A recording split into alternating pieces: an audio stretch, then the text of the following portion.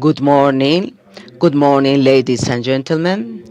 Public, welcome. Welcome to this roadshow investment project to close infrastructure gaps organized by National Authority of Infrastructure that has a purpose to present for national and foreign investors 17 projects of healthcare, early warning system, natural infrastructure to be developed in the regions of Tumbes, Piura, Ica, Lima, Ancash, and Lambayeque. The ones, all those are just about to be launched in a procurement process under the framework of the G2G between Peru and the United Kingdom.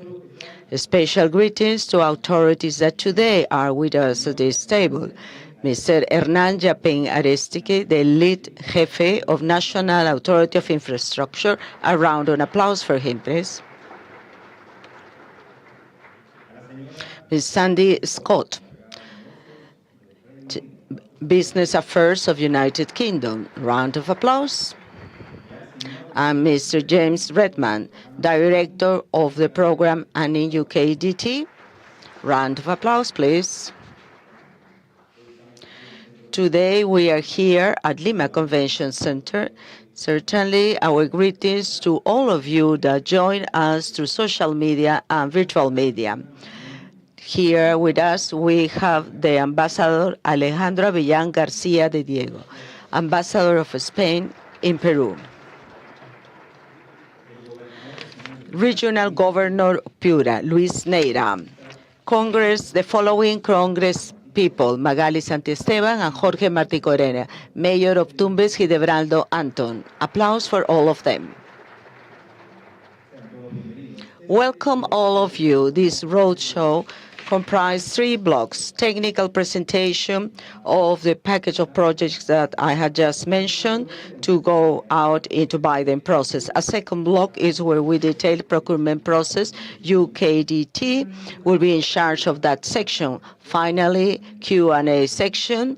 And we have here technical team, both from ANIN or UKDT, to answer those questions. Before to get to know about this very important project, I invite you to watch this video in order to get to know about the work of National Authority of Infrastructure and of this institution.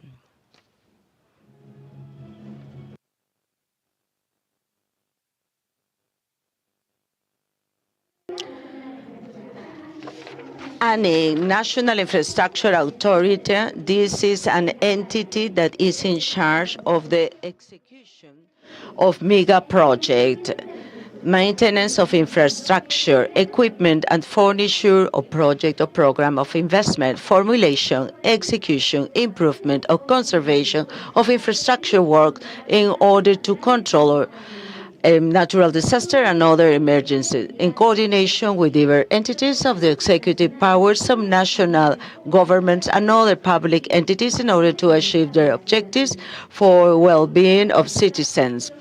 And the idea is to guarantee that technical studies and specialized consultancy service will comply with the requirements of quality and sustainable infrastructure. To get to know more about ANIN, follow us on social media.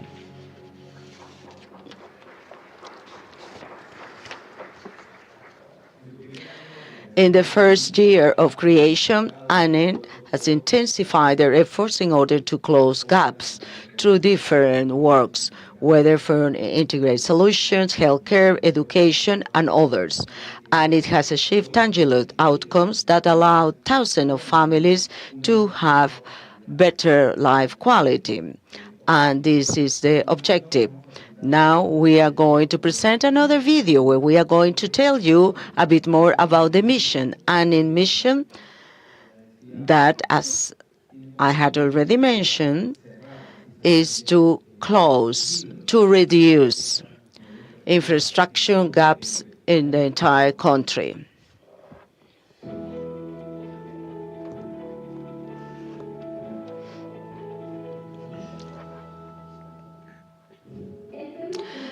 Peru faces an historical gap in infrastructure, more than 363 million thousand soles. This means children without access to education, families without healthcare services, and population highly vulnerable facing natural disaster and risk. Peruvians that do not have access to life with dignity.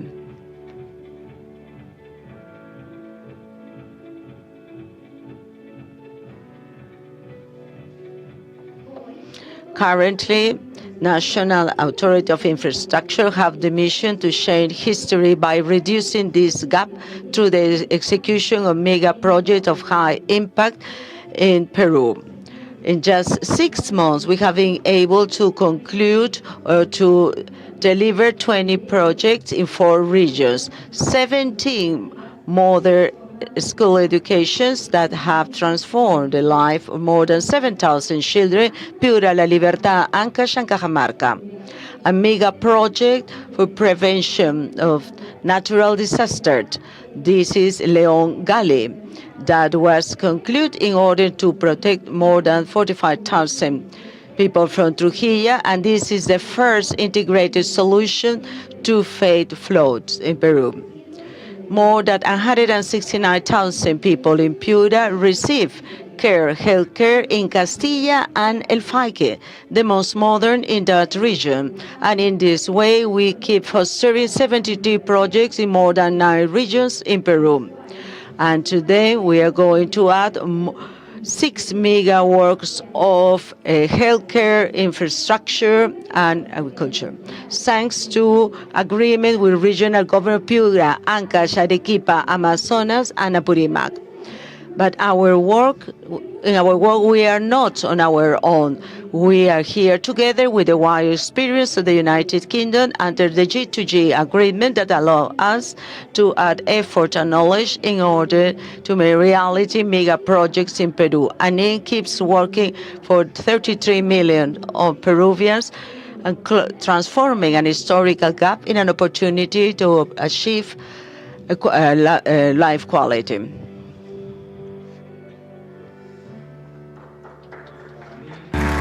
Y para su extraordinaria.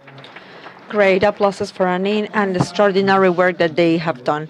Let's start today with this, with the inauguration of this roadshow. And for this, we invite Mr. Hernán Jaipen Arestegui. He is the head of the National Authority of Infrastructure. Welcome.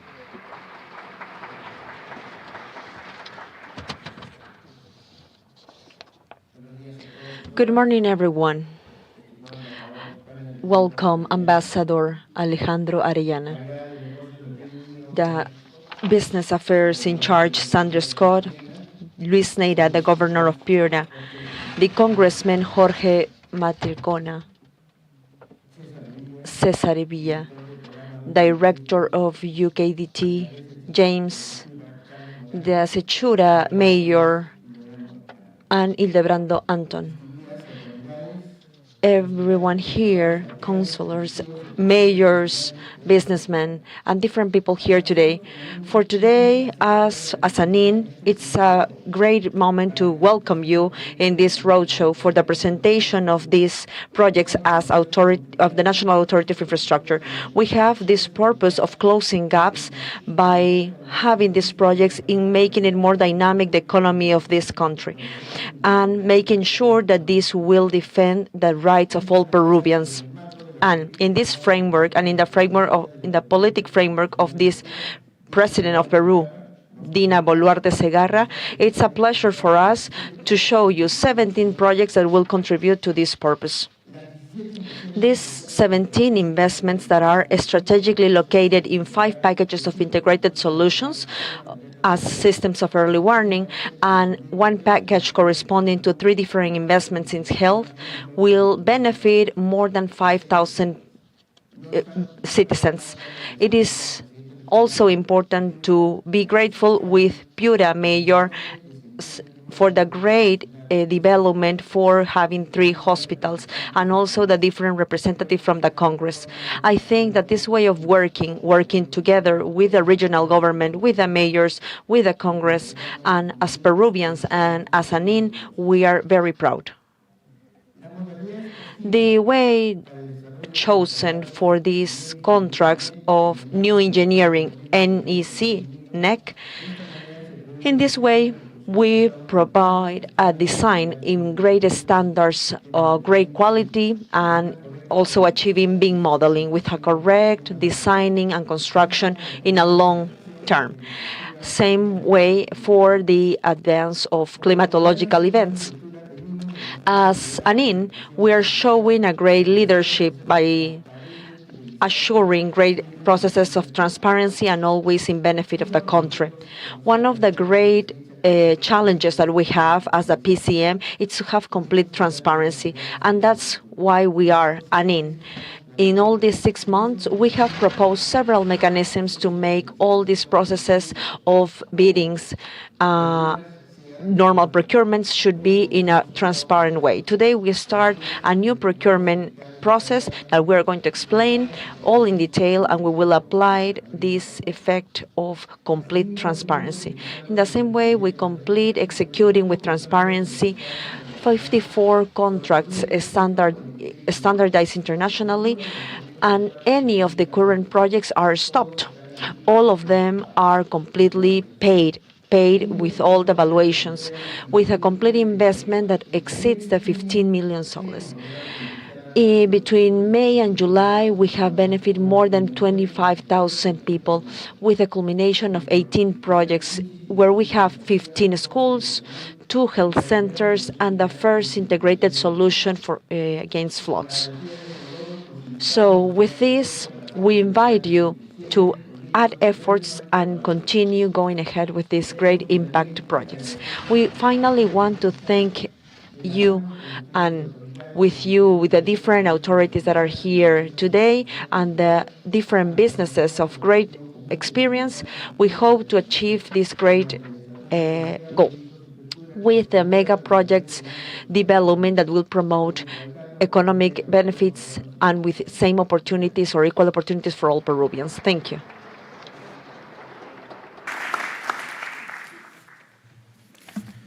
Muchas gracias al señor Aipen. Thanks, Mr. Yaipen.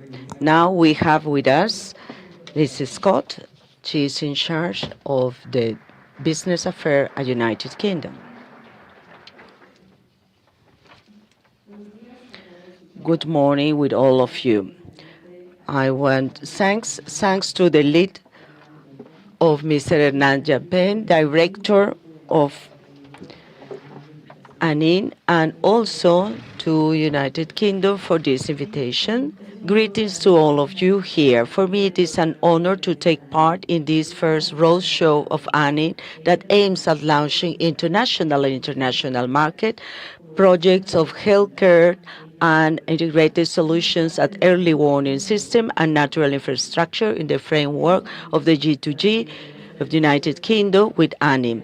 For us, we are proud to be a strategic partner of ANIN and to the support in the development of sustainable development using the best international practices and through transparent process. Thanks to the work of both institutions and thanks to the specialized technical assistance, we had achieved several milestones in 2023, delivering a school health center in Ancash, Piura, Cajamarca, up to the culmination of infrastructure to protect floods and disease for El León Valley that will benefit more than 45,000 inhabitants. This demonstrates the joint effort beside the benefits and efficiency of our model, our G2G model that dates back to 2020. At the same time, I would like to greet ANIN because in 2024 they have been able to position itself as the entity that leads public execution in the country, as it has executed more than 80% of its budget. United Kingdom is proud to support ANIN along this way. This is also a great achievement for the institution, as the projects that comprise the program of reconstruction as part of the G2G are complex, the most complex project that the Peruvian state has get involved. To develop this type of infrastructure that we have today is a challenge. but I am sure they will be able to implement them, assuring the best international standards in terms of design, transparency, and delivering sustainable projects resistant to climate change. It is a pleasure for me to know that ANIN and UKDT are working hard in order to create a program that could be scaled, leaving behind legacy for the country, and also a management framework that could be used in other projects. 2019, United Kingdom, in the framework of execution of the Pan American Games, has worked closely with the main stakeholders of this ecosystem of infrastructure. We have generated spaces for dialogue, and we have contributed to the governance and management of projects. I would like to conclude by asking and encouraging all national and international companies to take part in this project. The execution of this project will close the infrastructure gap and will benefit more than 2 million individuals in 6 regions of the country. As United Kingdom, we are proud to keep working with Peru and to keep strengthening our alliance in order to implement the social infrastructure and sustainable infrastructure in different areas. Enjoy this roadshow, and thanks.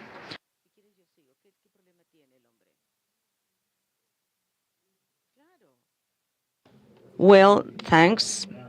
In this way, we have officially started with this first roadshow of ANIN, and we are going to invite our special guests. We have the official photo. Please, photographs. We have this official photo.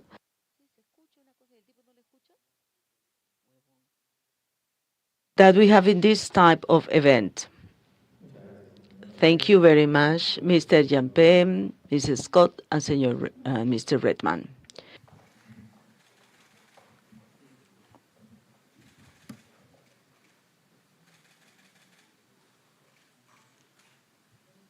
Muy bien.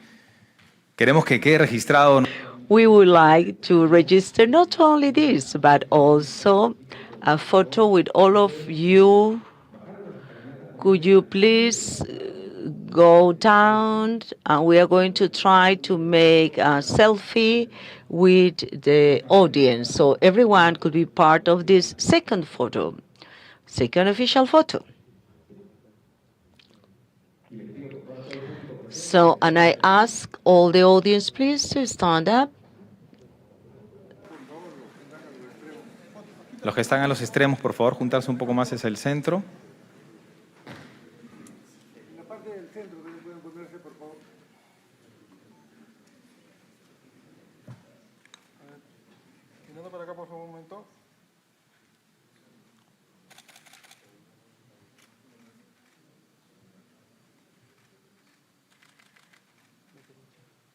Todo con la manito arriba. Todos. Please, everyone, cheers and greeting. Look at the camera. Another one. Acá, por favor.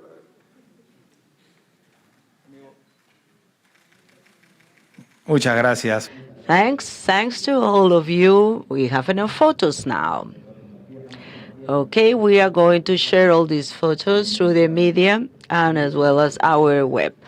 I ask our authorities, please, you can sit now on the first row, and we are going to start with the technical segment of this road show.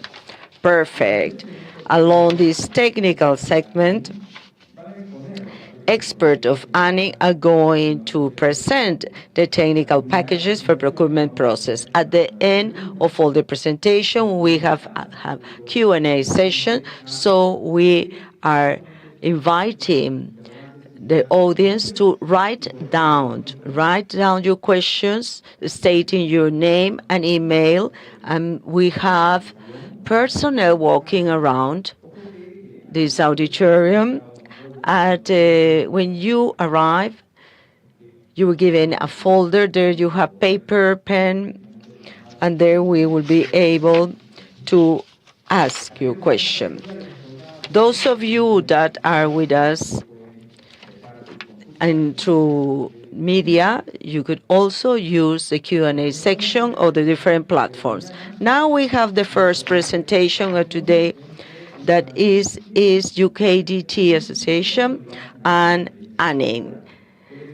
And the speaker this time is Mr. James Redman. He is the director of the program UKDT ANIN. Welcome, Mr. Redman.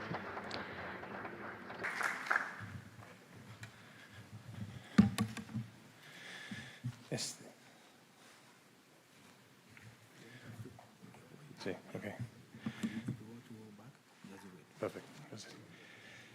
Señoras. Ladies and gentlemen, public, good morning. For UKDT, it is a pleasure to be here this morning supporting Hernan Jaipen and ANIN in this first roadshow of procurement of ANIN.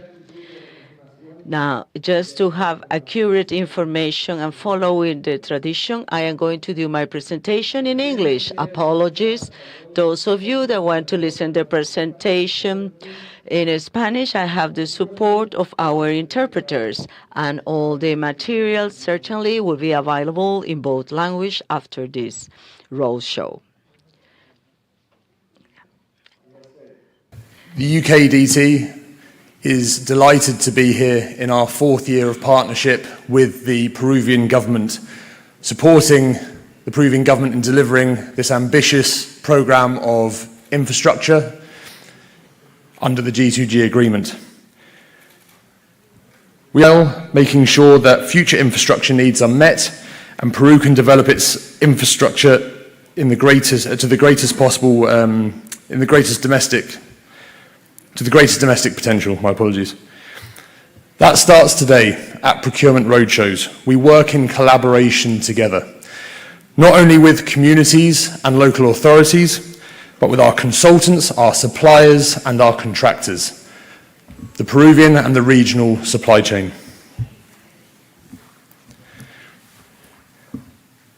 The G2G agreement held between the Peruvian government and the British government underpins our collaborative work together. Now in its fourth year, the UKDT delivery team provides strategic delivery partnership support to the National Infrastructure Authority, ANIN. We deliver PMO services, technical support services, knowledge transfer, and of course, we're all here today because we support ANIN with our procurement services as well.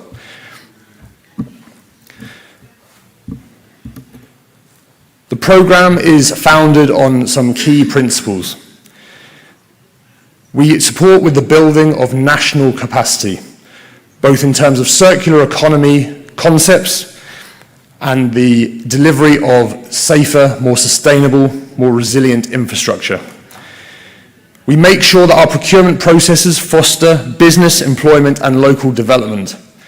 That's with job creation, our relationships with local businesses in the regions, and of course making sure that the local professional population can develop their skill sets. We promote inclusive participation. We make sure that our procurements are designed to protect the interests of local communities, indigenous peoples, and that we are good neighbours when we go and deliver works. That is with resettlement methodologies, and of course looking after Peru's heritage and archaeology as we go about our business.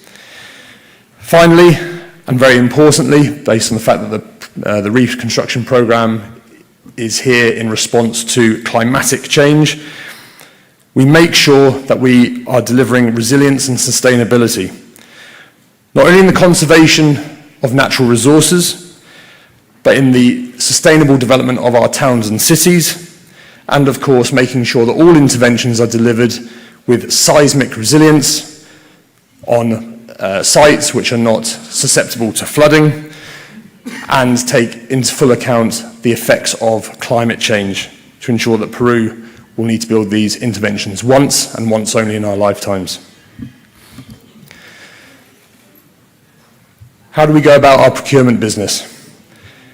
We want to make sure that we are delivering the best value for money for this country. We have three pillars of we have three pillars, general principles in our procurement processes, that being transparency, equity, and openness. Using these three founding principles, we are able to ensure that every single procurement secures the best competitive circumstances possible. We make sure that all of our supply chain are operating in a level and fair situation, and we make sure that opportunities are open to the greatest proportion of the market possible. Our objectives, of course, are to hire competent companies that can prove their work from the past and can demonstrate that they will do a fantastic job for Peru in the future. Ensuring the most economically advantageous solution to each and every intervention that we bring to market. Giving impetus to the works from day one using the founding principles that I've described, and of course, importantly for Peru, ensuring full integrity throughout the whole process, not only during the procurement process, but into the execution of the works itself. What have we delivered to date? In our fourth year of association and strategic partnership with the Peruvian government, we have proudly delivered 11 packages in education, 7 packages in healthcare, and 22 packages of works in integrated solutions, totaling 140 projects. These have all been delivered with full integrity and using the principles that I have described: openness, equity, and transparency. In terms of what we can look forward to from this roadshow, more of the same. Open and transparent processes, constant communication with our bidders through our digital portals, information sessions for bidders to make sure that the market is fully informed about what they are bidding for, on-site visits where possible, again to elaborate on the scope, making sure that everything is clear and understood, and dialogue between the UKDT delivery team who are running the process in terms of messages and clarifications. Again, any message or clarification that is sent to us will be visible to all to make sure that everyone has a fair and equal opportunity to develop their offers. And of course, these roadshows are not just for the principal contractors, the principal designers. We aim to deliver opportunity for all. So these roadshows are a fantastic opportunity for the whole supply chain to collaborate together with the thoughts of forming consortium, but also to understand the pipeline of investment that Hernan Yaipen and ANIN are planning for this year and for next, so that they may start to develop their ideas in being a part of the supply chain in various regions of the country. We are excited today to be supporting ANIN in the launch of 6 new packages of work, totaling 17 new interventions, 17 new projects. 1 package of works for health facilities comprising 3 projects, 4 packages of natural infrastructure, and 1 package in early warning systems, again comprising 3 projects. I will be presenting the strategies for each one of these opportunities after my ANIN colleagues have presented the scope.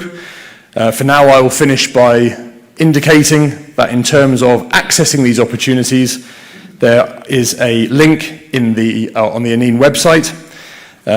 Once you are registered on the website, you will get a notification from UKDT through the award portal to say that you are a registered bidder or that you're a registered interested party. I'll come back to this information later so that it's totally clear. That's it from me for now. I'm very excited to be here and launch these opportunities alongside our partners ANIN, and I look forward to presenting the strategies after my colleagues have delivered the information regarding the scope. Thank you very much.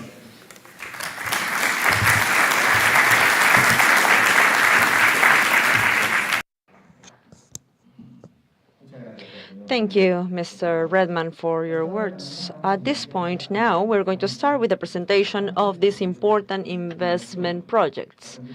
Now, the packages of the projects in the health sector or work stream by ANIN. Let's go with the video first.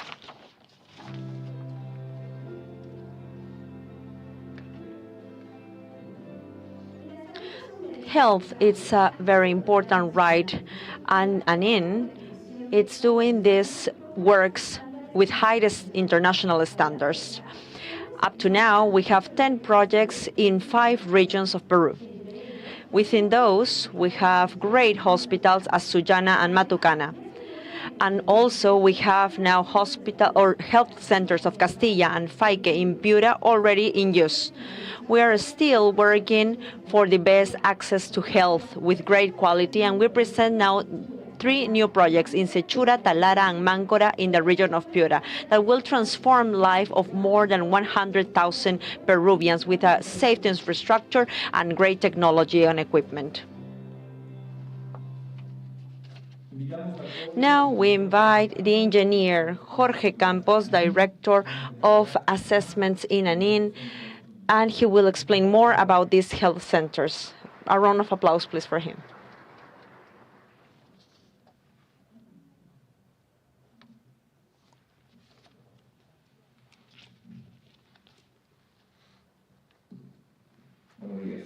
Good morning.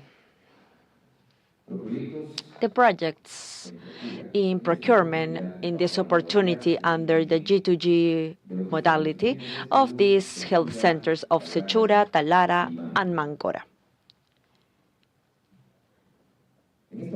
In this opportunity, ANIN, it's looking for giving you 3 projects.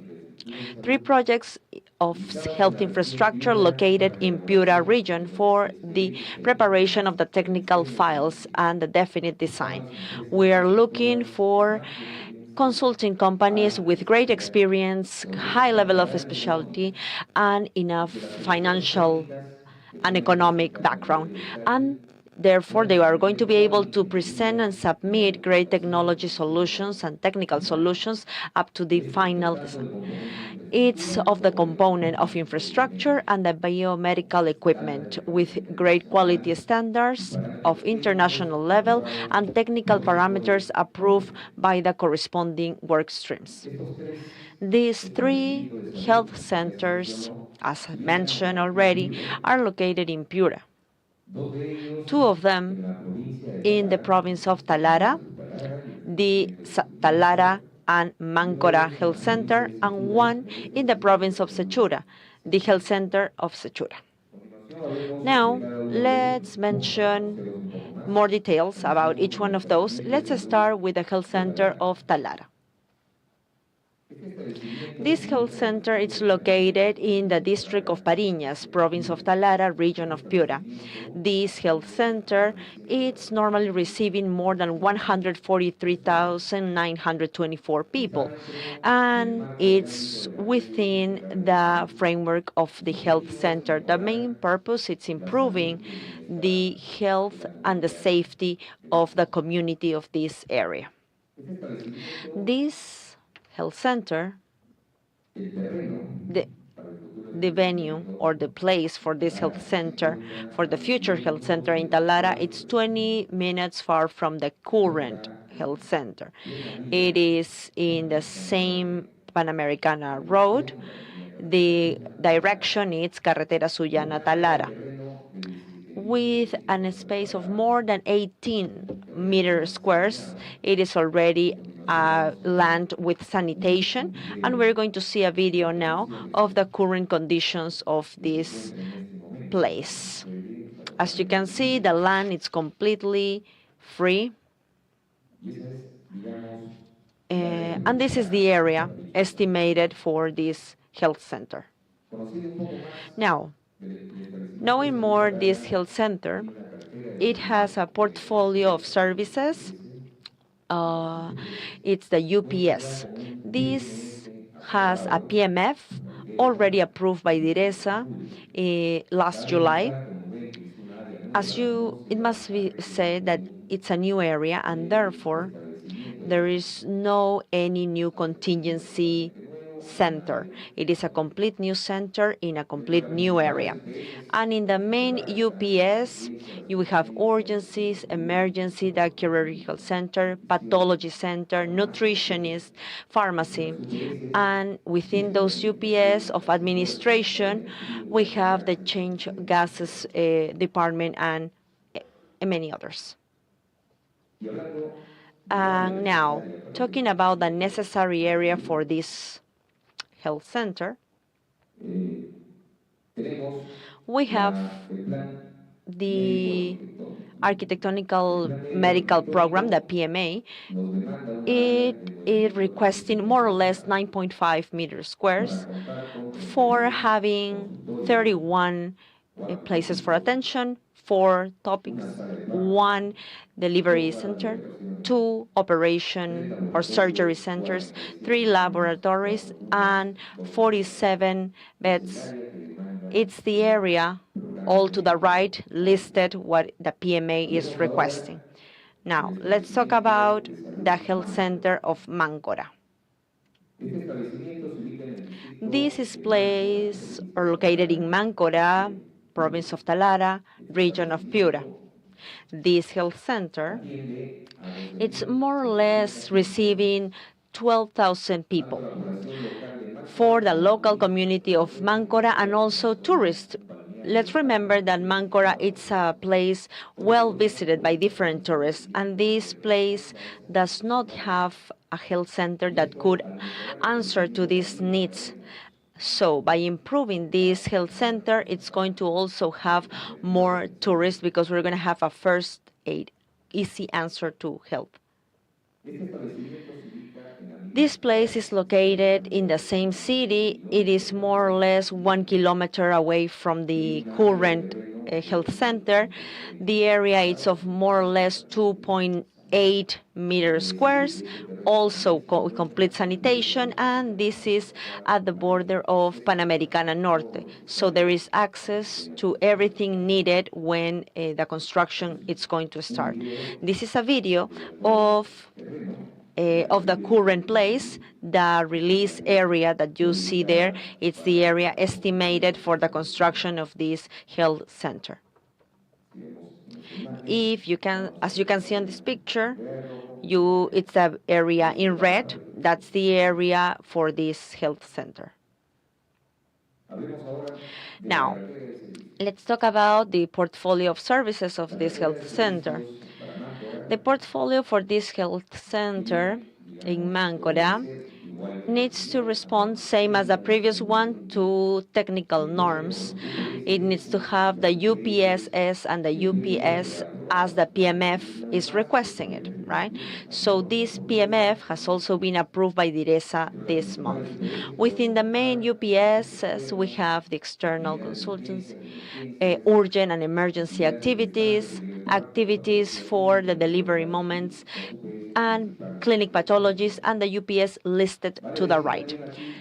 It's also important to refer that this health center does not need a contingency health center or not a contingency center because it's going to be built in a new place.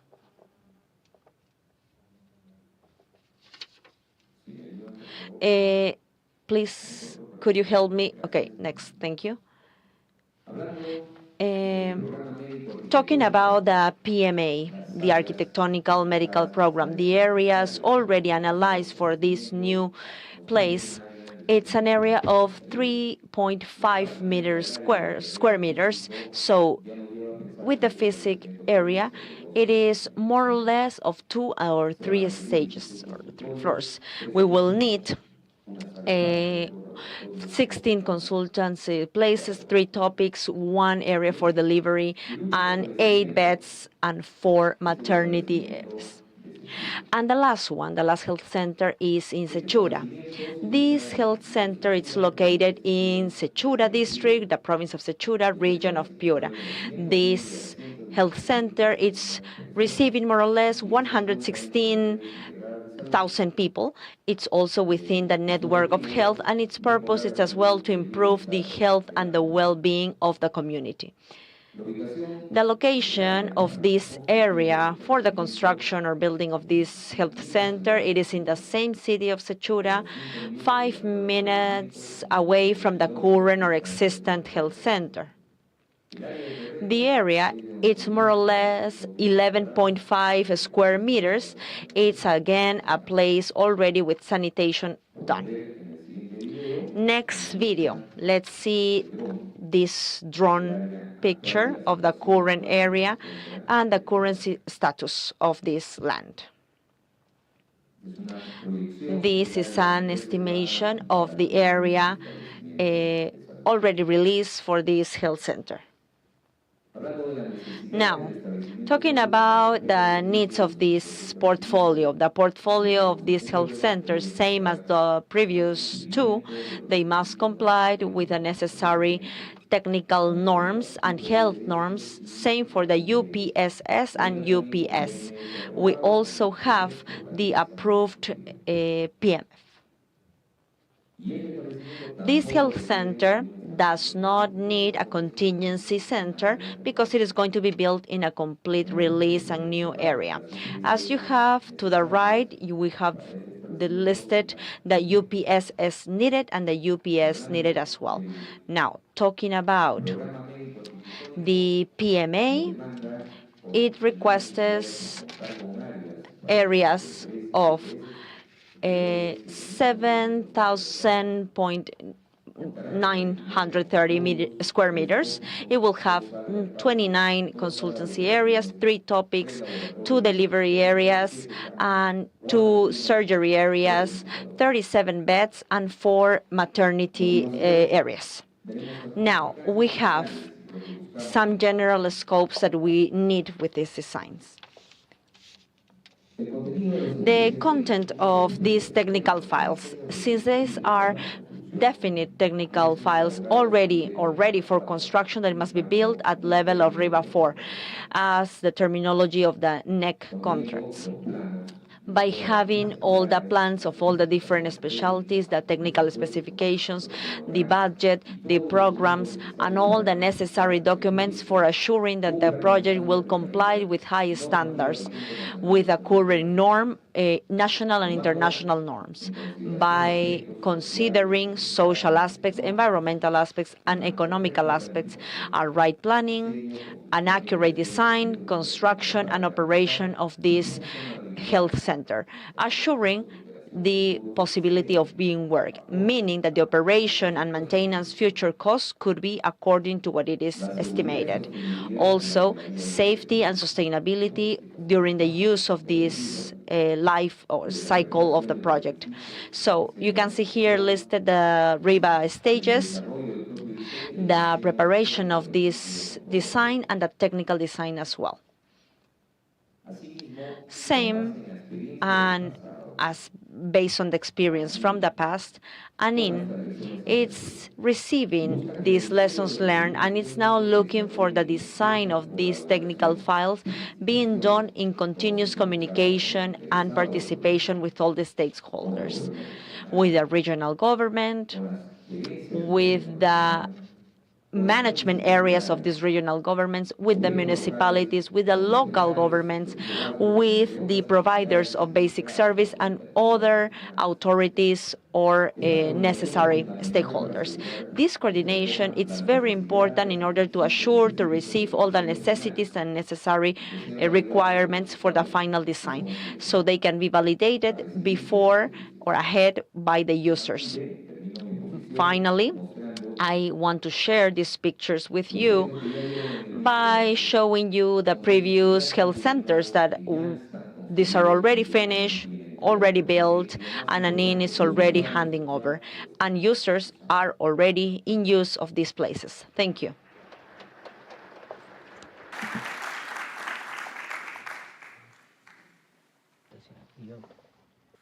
Gracias. Okay, thank you. Thank you to the engineer Campos for this participation.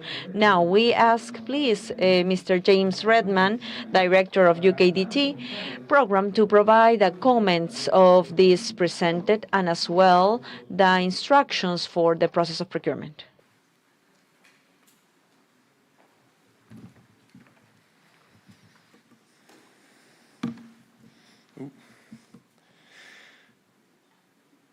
The UKDT is very happy to present the procurement strategy for these 3 projects. We have evaluated the complexity of the projects and the completeness of information with Director Jorge Campos and his team, and we can present the following outcomes. For the design-only consultants to undertake the RIBA 1, 2, 3, 4 design of Satura, Talara, and Mancora, we choose a single contract for the 3 interventions, so that they are to be grouped as one package. We choose an international form of collaborative contract. As many of you will know by now, the NEC contract. We choose the PSC version of this contract, which is specifically for design contracts. And we choose the form of contract option A, which is a fixed price lump sum modality. This decision has been made after thorough investigation of the completeness of the information, and we believe that to be the right choice for the market. The duration of this procurement process will be 16 weeks, and it will be implemented, executed in 3 principal stages. Following today's roadshow, we will launch a mandatory undertaking phase, compromiso obligatorio. That will be followed by a pre-qualification phase. And the bidders who pass through the pre-qualification phase will enter into a 4-week period, a 4-week tender period. Following that, and 2 weeks of evaluation by the UKDT, we will go into a 2-week contract execution period with the winning bidder. I'm just going to explain a little bit about this process and the reasons for each stage.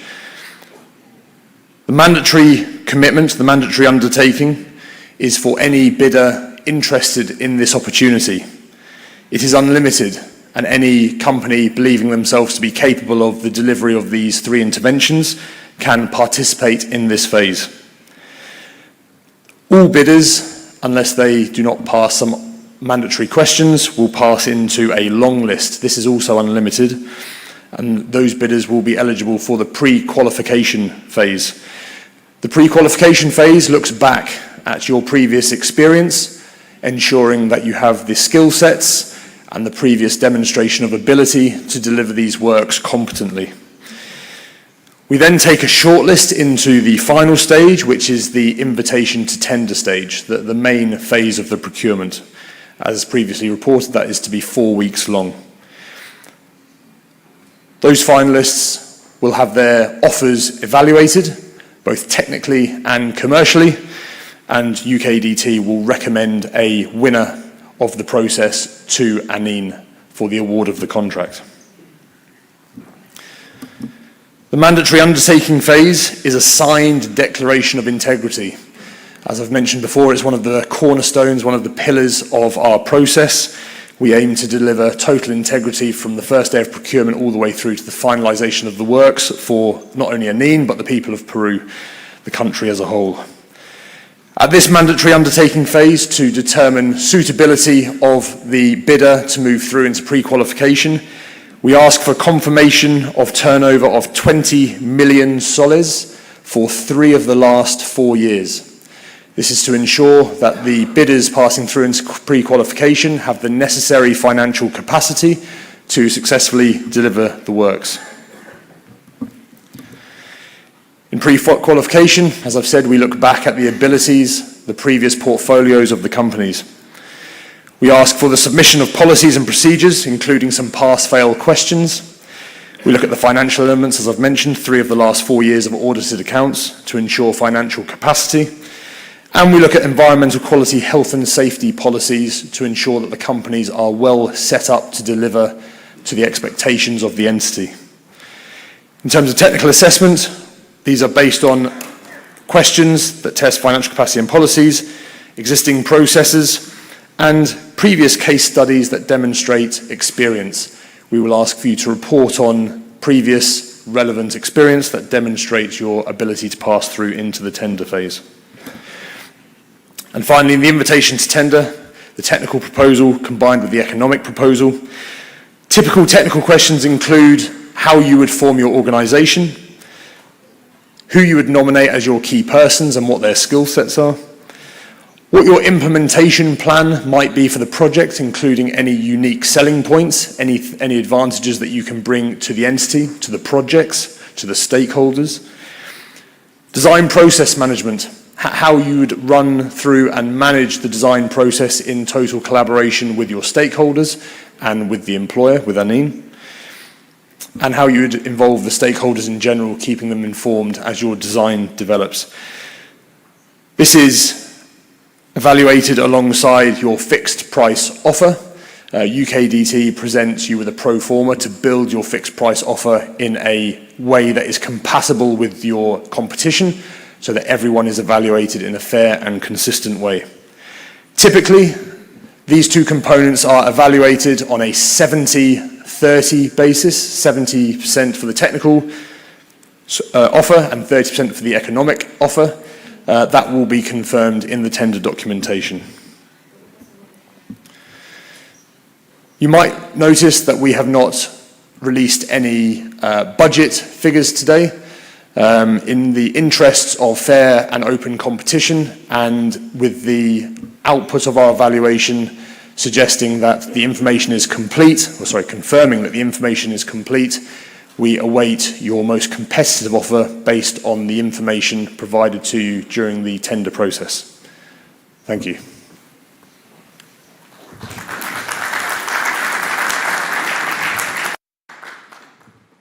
Gracias nuevamente, señor Redman. Thanks, Mr. Redman. Now we have the second presentation. These are the project, and these are for natural infrastructure. This is for ANIN. Let's have the video first.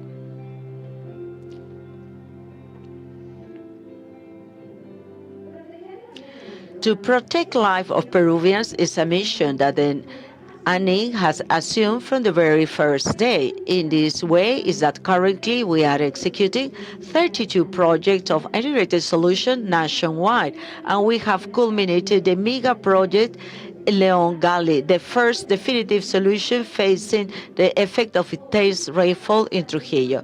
Currently, we also would like to work on natural infrastructure through 11 projects in Lima, Ica, Ancash, Lambayeque, that focus on interventions in the areas where the hazard of mass movement originate. In this way, we protect more and more families against floods. Now we will ask the speaker this opportunity. This is Engineer Alberto Marquina, the Director of Multisectoral Interventions and Emergency from ANIN. Welcome.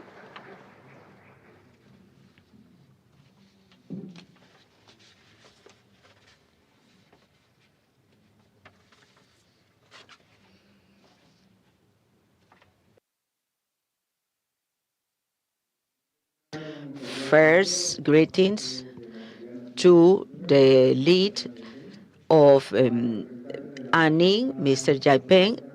Also, greetings to the representative of the United Kingdom Embassy, Ambassador of Spain, authorities from Piura, regional authorities of Piura, Ica, local authorities. Greetings to Congress people attending this event. And to all of you visitors and all the audience that is with us, following us virtually through the networks, ANIN networks. In the same way, congratulations for your interest in taking part in this process, and we expect that you will be encouraged to take part in the procurement process that will start after this roadshow. Now, this is a brief explanation of the context of the relevance of natural infrastructure project in this process. As we are all well aware, and we are already immersed in climate change, and as we know, this climate change comes with increase of temperature in the ocean as well as in the atmosphere. These increases of this variation of temperature and plus other variables in climate generate extreme events. One of these extreme events is the extraordinary increase of rainfall and those flow of rivers. These increases every time are more uncertain due to climate change. The frequency of this event every time is more and more unpredictable or is irregular. In the past, we used to know that El Niño, for instance, had some frequency, some regularity, but every time it's more and more uncertain. A close case is what happened in the coastal phenomenon of 20 2017, that a few months before this coastal event of 2017, a drought was announced. And against all forecasts, we had El Niño 2017 with all the consequences we are aware. But not only 2017, but also Yaku Cyclone 2023, that was another event that was not forecasted, not with certainty. And it is also one of the signs and that of this unpredictable character of El Niño that increases every time. It's not only unpredictable, but the duration of the event right now is also unpredictable. In the past, when we have this event, we used to have it along the summer. We used to say in summer. And it focused, let's say, it was something little by little. Certainly, there was a peak of the manifestation, and then it generated what the damage it used to generate. But now, this period, these occurrences are more concentrated, and the period is shorter. What used to happen in 3 months or 4, now it could be concentrated in a week or days or hours. Thus, the damages generated by the situation are greater. And for this, so as I had mentioned, the intensity is unpredictable and generates more damage. It's not just the intensity that could be unpredictable, focusing just in a few hours, but also now they manifest in areas that they did not did in the past, in accordance to historical data in the last decades. And I see that we are all aware of this, is that Yaku started, no, the manifestation of Yaku was in valleys that was not witnessed in the past. Extreme events like these ones come up in different places, any place. And this certainly requires the adoption of different measures to adapt to this climate change.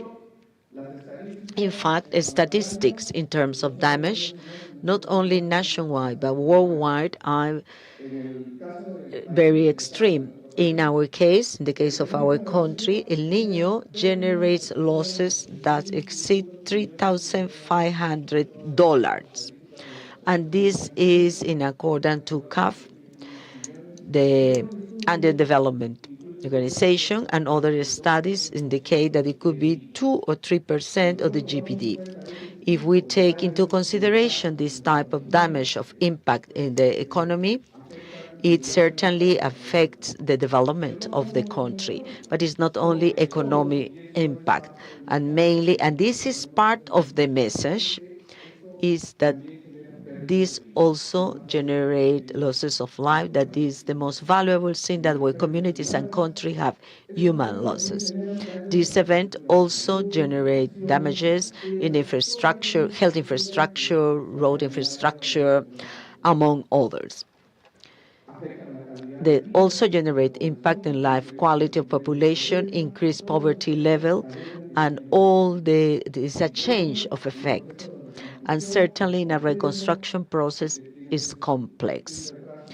And certainly it generates impact in the development of the country. The World Economic Forum, through the report of risk management they indicate catastrophic events as one of the main risks that could generate impact, not only the global development of different countries, and it will reduce the level of investment in order to move ahead. This is the context, dear audience, and they are developing a set of projects in order to reduce the disaster risk. And as we can see in the video, we already have ongoing the execution of river defenses. River defenses are intervention with civil infrastructure at the medium and lower part of the basins. The purpose is to reduce overflowing, and for that, reduce the risk of damage to infrastructure nearby or in vulnerable areas. But beside this river defenses, we have also considered implementation of dams. That is a complex process that we are doing in some areas. And then finally, there is another component that is required for the integral solution, that is the implementation of component C. Component C is the purpose of this meeting, of this roadshow. Component C comprised implementation of natural infrastructure and early warning system. By implementing this component, we will allow or we will complement the set of measures in order to reduce in a more efficient way the risk of damage to vulnerable areas. This C component comprise forestation, reforestation, and the inclusion of vegetal coverage in the areas where the hazards arise. Also, implementation of terraces. In Peru, historically, in the past, we have used these terraces in Inca times, but the idea is to implement them with technology, recovering and applying ancestral techniques, but trying to apply infiltration dishes, control of gullies in order to reduce the instability of slope and to reduce mass movement. And finally, the implementation of the early warning system. This is the context of component C, as I have mentioned. And this is the purpose of this call. In this way, in this roadshow, as I had mentioned, we have two portfolios of projects. One national infrastructure that comprises the design of 11 projects located in Lambayeque, Ancash, Lima, and Ica. And at the same time, the early warning system, another project in Tumbes, Piura, and then also the implementation of the early warning system. When we are talking about design, as we had mentioned, the concept of design is similar to definitive studies.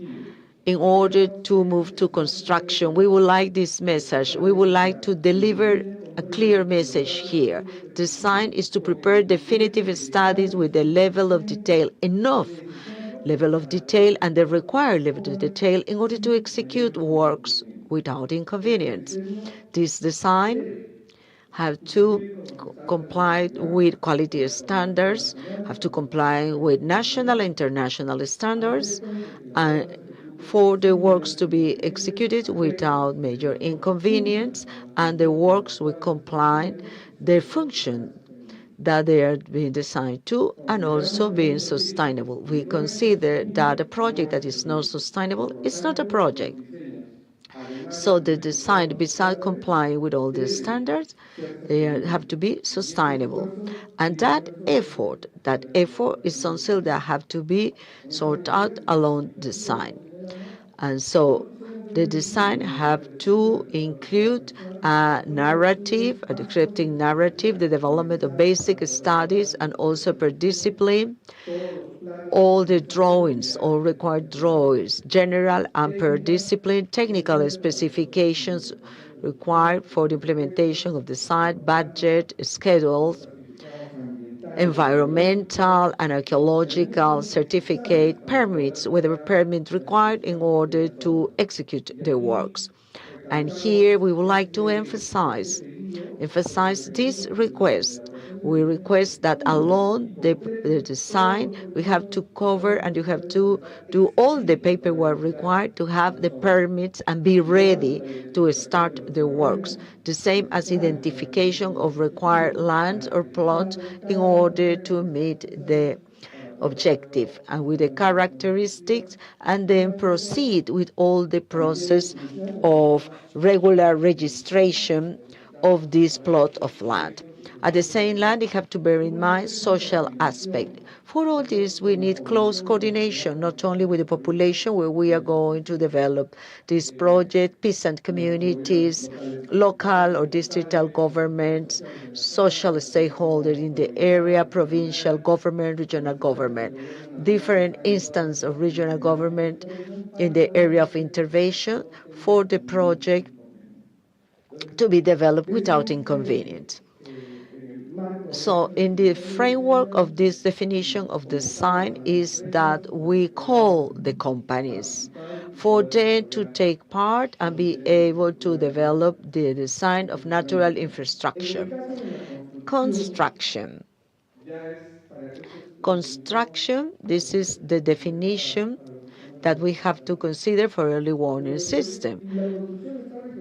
Construction is related to the implementation or execution of what has already been foreseen in design or technical dossier. It is the construction of the works. Here also what it is expected is that the companies will have the required experience in order to execute the works, and as pertinent also to warn timely to make required adjustments. In fact, the technical dossier, it is expected that could have everything that would be requested for the execution, but we always have to be paying attention to warn if there are adjustments, no, if required. The same goes for the execution of the works. It have to comply with national and international standards. Now, we are going to have a brief presentation of what is natural infrastructure.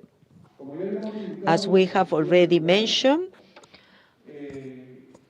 it has as a purpose to reduce the risk of disasters, mainly due to movement of mass. And this component of natural infrastructure are located in the halfway of the basins or the top part of the basins versus the river defenses that are normally located in the down part of these basins. These ones are located in the halfway of the basin or the top of the basin, which are the areas where the rainfalls are received. And the idea is that in those areas we can create a protection of green areas, right, and those slopes with brown infrastructure. The natural infrastructure is composed by green infrastructure, which includes a coverage of green infrastructure, either with trees or a combination of different type of trees or plants through different ways of forestation, reforestation, or a double weight of vegetation. And for achieving this, they should have house gardens in order to have the production of these species, in order to have enough species for the protection or the coverage of all those needed in green infrastructure. Same for brown infrastructure, which involves the stabilization of the slopes. It is necessary to develop ditches, some terraces, and control of eroded gullies, which it's necessary to control the slopes. In same way, the green infrastructure and brown infrastructure, with both components executed in complementary way, the idea is to make unstable sides of the basin in order to reduce the mass movement, in order to reduce the experience of landslides, because the idea is that with all this, the slopes should be stable.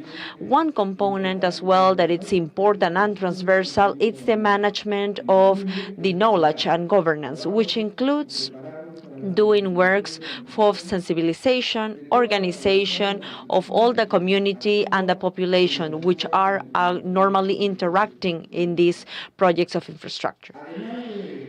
Same, besides doing the slope stabilization and reducing the disaster risk due to mass movement, these projects also have complementary benefits, which are by implementing these, we're talking about thousands of hectares with forestation and reforestation. Also, this invites the opportunity to develop eco businesses, right? Taking advantage of not only the production of reforestation, but also doing some eco businesses like ecotourism, maybe doing as well, taking advantages of the leaves and many other products that could be triggered in offering some more opportunities to the communities in these areas. In the same way, they produce services that promote ecosystems, because we also promote a better adaptation to the climate change.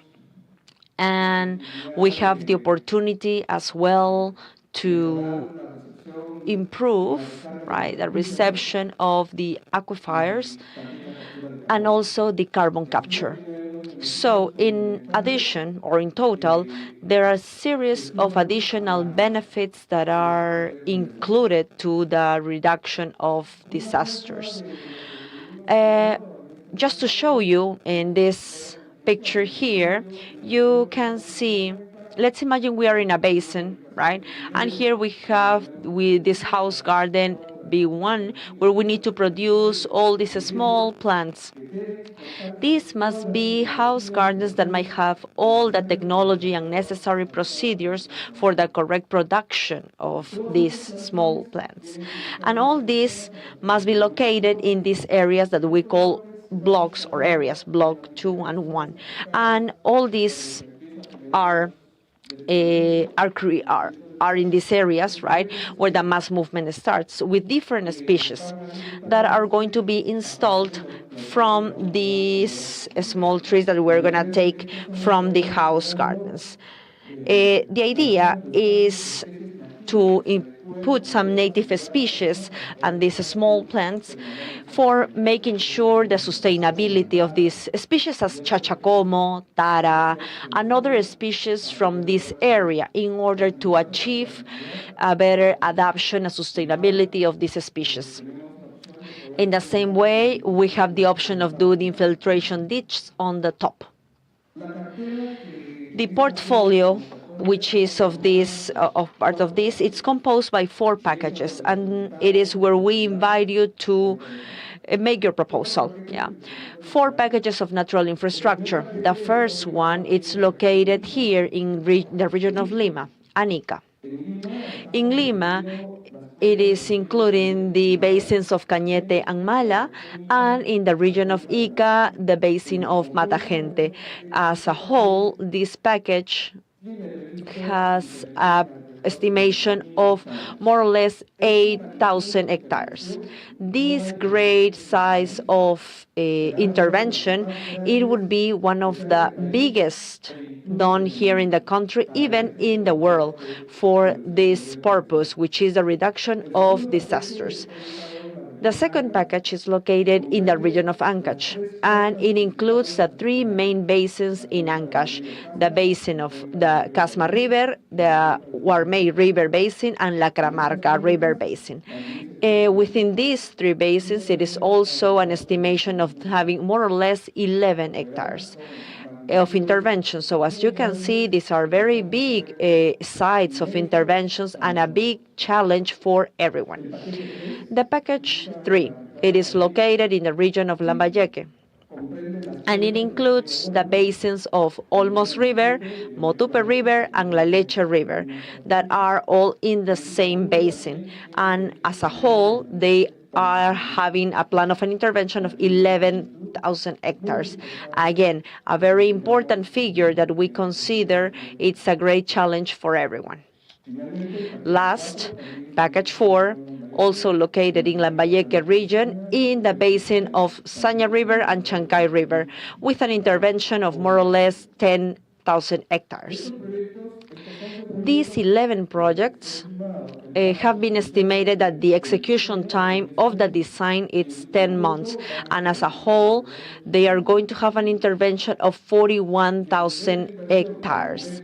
And the level of investment at this point for all these interventions, it's more or less 800 millions. The size of investment that is required for these projects forces us to do designs that are possible to be executed, of good quality, to make sure that this investment is going to be useful. Now, going more in detail, for each of the packages, package 1, as I was referring to, it's located in Lima and Ica, the basins of Matagente, Mala, and Cañete, and a total of 6,000 hectares, and a total investment of 293.6. In Cañete, more or less 1.3, and Matagente, 132,000 hectares. The area in the case of Cañete Basin, it includes the districts of Yauyos, right, and 6 districts from Huantán and Larauz, the province of Yauyos. In the case of the basin of Lima, of Mala River, it includes the provinces of Yauyos and Huarochirí. In the case of the province of Yauyos, it includes 7 districts from Quinocay, Cochas, Quinches, Huáñez, San Joaquín, Huampara, Yavirí. And in the case of Huarochirí, from Mariatana, Sangayaya, San Lorenzo de Quinti, Huarochirí, and the other districts that are listed here, that are more or less 7. And package 1, which is located in the basin of Matagente, it includes 2 regions. The region of Ica, the department of Ica and Huancavelica, and the provinces of Chincha and Castro Virreina. Actually, in here, the work must be done in constant coordination with both regional governments and local governments that are also in these areas. Here, we also mentioned the districts. We listed the districts on screen, and you all have the presentation in the USB that we have shared with you, so I'm not going to go ahead and repeat those listed districts. So these slides are going to be also available in our website. Package 2. It's located in the region of Ancash, the basins of Casma, Guarmey, Lacramarca. They are again 11,000 hectares, more or less 3,000 hectares for each basin, and an investment of 306.1 million. Now, going into detailed information, Casma, the river of Casma, crosses 3 provinces, Yungay, Huaraz, and Casmas, and the districts listed here that are more or less 7 districts. In the case of Guarmey, which is the other basin, it includes 3 provinces, and Aija, Recuay, Guarmey, and 11 districts through all the deployment of it. In the case of Lacramarca, in Lacramarca's case, it includes the river of Santa and the districts of Chimbote, Macate, Cáceres del Perú, and Nepeña. Same in the following packages. We have the basins of Olmos, Motupe, La Leche, with more or less 11,000 hectares and more or less 150 million of investment. And next, we can also see that in the case of Olmos, it includes 2 departments, Lambayeque and Piura. In Piura, including the area of Huancabamba and the provinces of Lambayeque and Ferreñafe in the same Lambayeque. In the case of Motupe, it's the provinces of Lambayeque and Ferreñafe, both. And in the case of La Leche, it includes Ferreñafe province. Package 4, that includes the rivers of San and Chancay. The areas to have an intervention, it's 10,000 hectares and 150 million of investment, more or less, and this is needed for the design. In the case of Saña, it includes the departments of Cajamarca and Lambayeque. In the case of Cajamarca, the province of San Miguel, and in the case of Lambayeque, the province of Chiclayo, with the districts listed here on the screen. Same, as there is an intervention in the departments, it is very necessary the constant communication and coordination with both departments in order to reach that intervention as best as possible. In the case of Chancay, it includes the Department of Cajamarca and Lambayeque. In the case of Cajamarca, the provinces of Chota, Hualgayoc, San Miguel, Santa Cruz, and in the case of Lambayeque, Chiclayo. So, this is the portfolio of natural infrastructure that we invite you to participate. The additional details are going to be posted in our website. And, well, we will wait for the next stages. Thank you.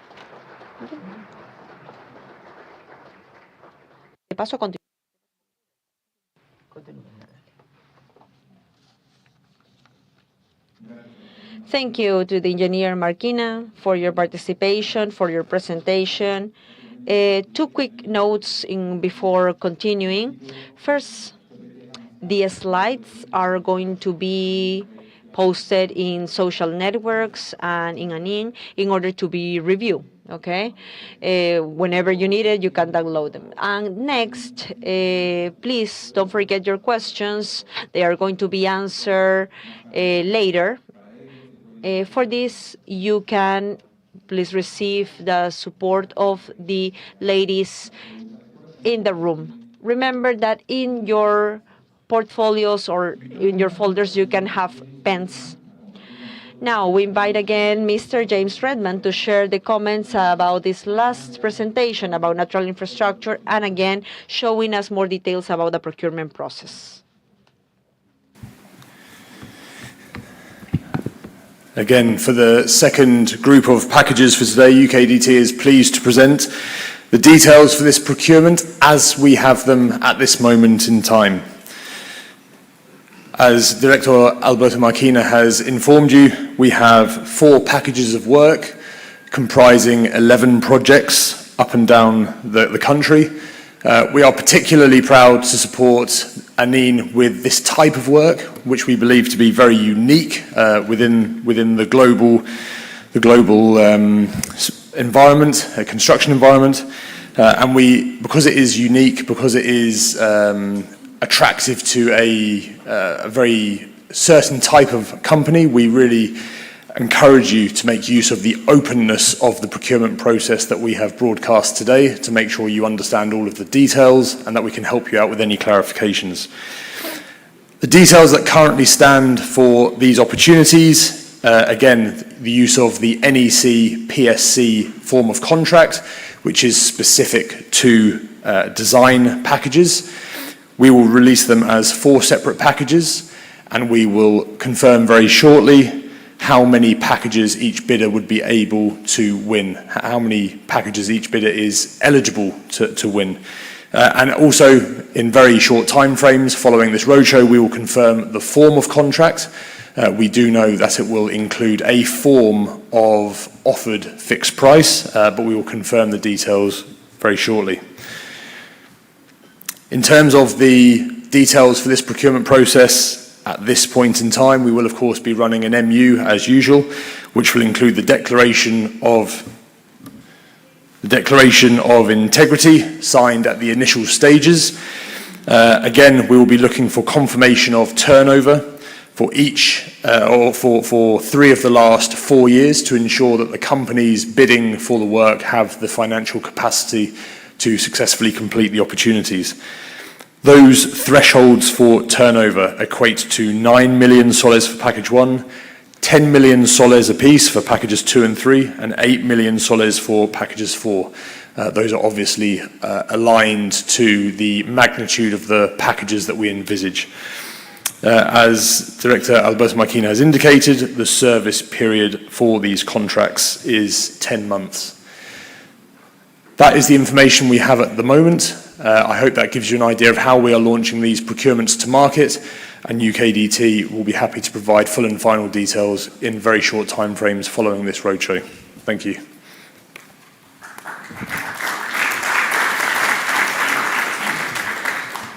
Gracias nuevamente, señor Redman. Thanks, Mr. Redman. Just to proceed with today, now we have the third presentation. This is about the early warning system. This is our National Authority Infrastructure. We have a video.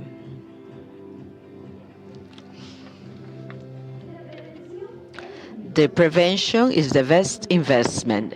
And ANIN, we certainly invest in that through integrated solution projects in 7 regions in Peru. And now we are also fostering early warning systems in Ica, Tumbes, and Piura that will allow monitoring, detecting, and warning population in the case of mass movement and flood.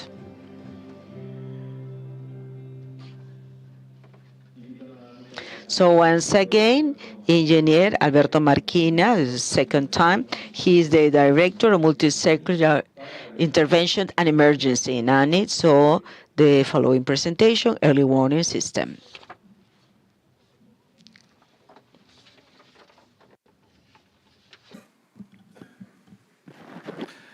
Bueno, Well, this is in order to complement the presentation we had a few minutes ago. Competency comprised 2. Natural infrastructure and early warning system. They complement the intervention in order to reduce the risk of disasters. Now we are going to explain what is this early warning system. Early warning system is comprised for 4 components. 4 components that interact in order to save lives. The objective of natural infrastructure is to timely warn population, for population to save their lives. These 4 components are the following. The first component is related with a platform, a technological platform in order to identify the risk. And to identify the risk, it is important to identify vulnerable zones that are exposed to mass movement of flood. So the first component of this is related with the implementation of a technological platform. I just would like to emphasize that in this case, we already have the definitive studies, and the idea here is to implement them. I wanted to be accurate in this case. In this case, the purpose of the roadshow is to invite the companies to execute or to build or to implement the early warning system. As I had mentioned, the idea is to execute them complying with all international standards and also national legislation. And these have to be implemented, comprised 4 components already designed, have to be implemented. The first one that we have to implement is this one. Knowledge of risk through a technological platform that could allow us to identify vulnerable population that may face these hazards. It is essential to know where it is going to happen. What are the areas in order to timely warn? This is the first component that we would like to implement, already designed. Second one. The second one, it is related with imminent hazard. We already know what are the vulnerable areas to platform. The second one is related with the imminent hazard, imminent extreme event or mudslide or mass movement. We have to timely identify this occurrence. For that, we had foreseen a technological platform that comprised a network of pieces of equipment that start with the implementation of a radar. A radar height outreach in order to monitor the area. Also, the implementation of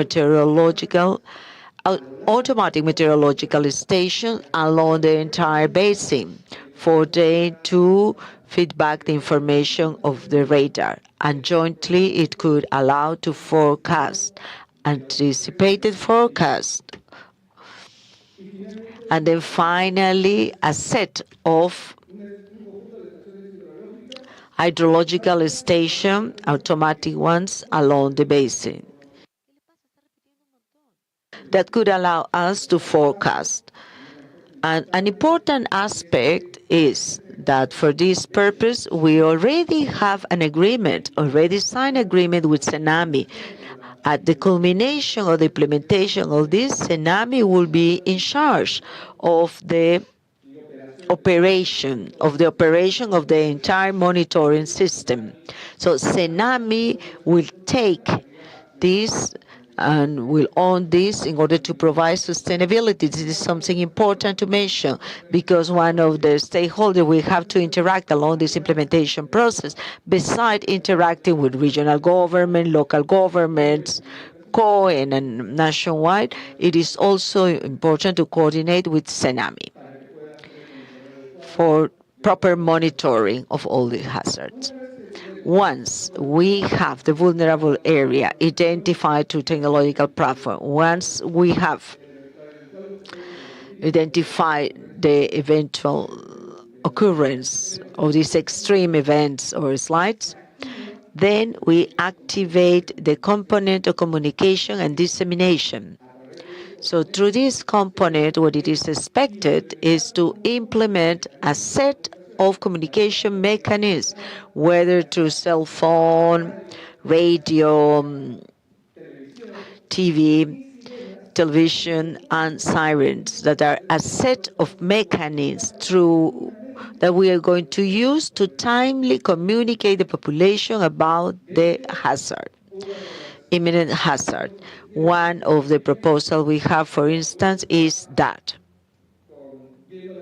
when you're watching TV, it will activate on television the warning. So someone is watching TV peacefully, see the warning, and we have enough time to evacuate.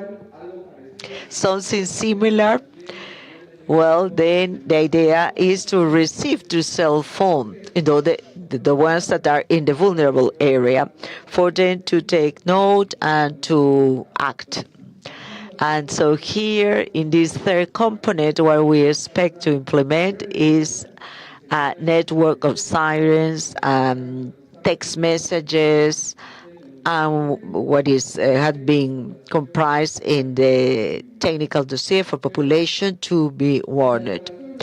But if the population receive the message and they don't know what to do, that is no use at all. So for that reason, a component that we have foreseen in the early warning system is,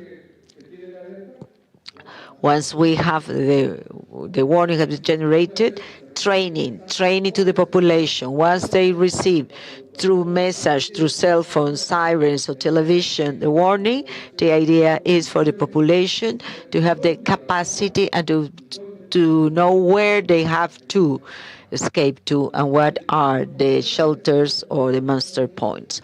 So this is the system, early warning system have these four components that we decide to be implemented properly, and as has mentioned, coordination with INDECI, COE, Tsunami, and all the authorities involved in this process of reduction of the risk of disaster. Now, what we have at this stage and in this roadshow is the implementation of three early warning systems located in Piura. As you may be aware, Piura is one of the most vulnerable areas, and we consider that this is something that has to be done as soon as possible. Then this early warning system, the Piura, the other early warning system, Ica, and Tumbes. Tumbes is also highly vulnerable. In the first two cases, Piura and Ica, the term implementation is 14 months. Piura and Ica, we already have two radars that have to be implemented as soon as possible. In the case of Tumbes, the process of construction implementation of the early warning system is going also to comprise the acquisition of a new radar. In this way is that the construction for Piura and Ica, what it is requested, and what is that the installation. We will request the installation of radars. And this is one of the main activities. The first activity that have to be implemented in the execution of this early warning system is the installation of the 2 radars, first activity. Then later on, it will come the implementation of the monitoring network, hydrometeorological stations, sirens, and all other components progressively. So along the 14 months, we could have working the early warning system. Piura. Piura, well, comprise Piura River Basin from the upper part down to the river mouths. Ayabaca, Huancabamba, Morropón, Paita, Piura, and Sechura. What are the objectives?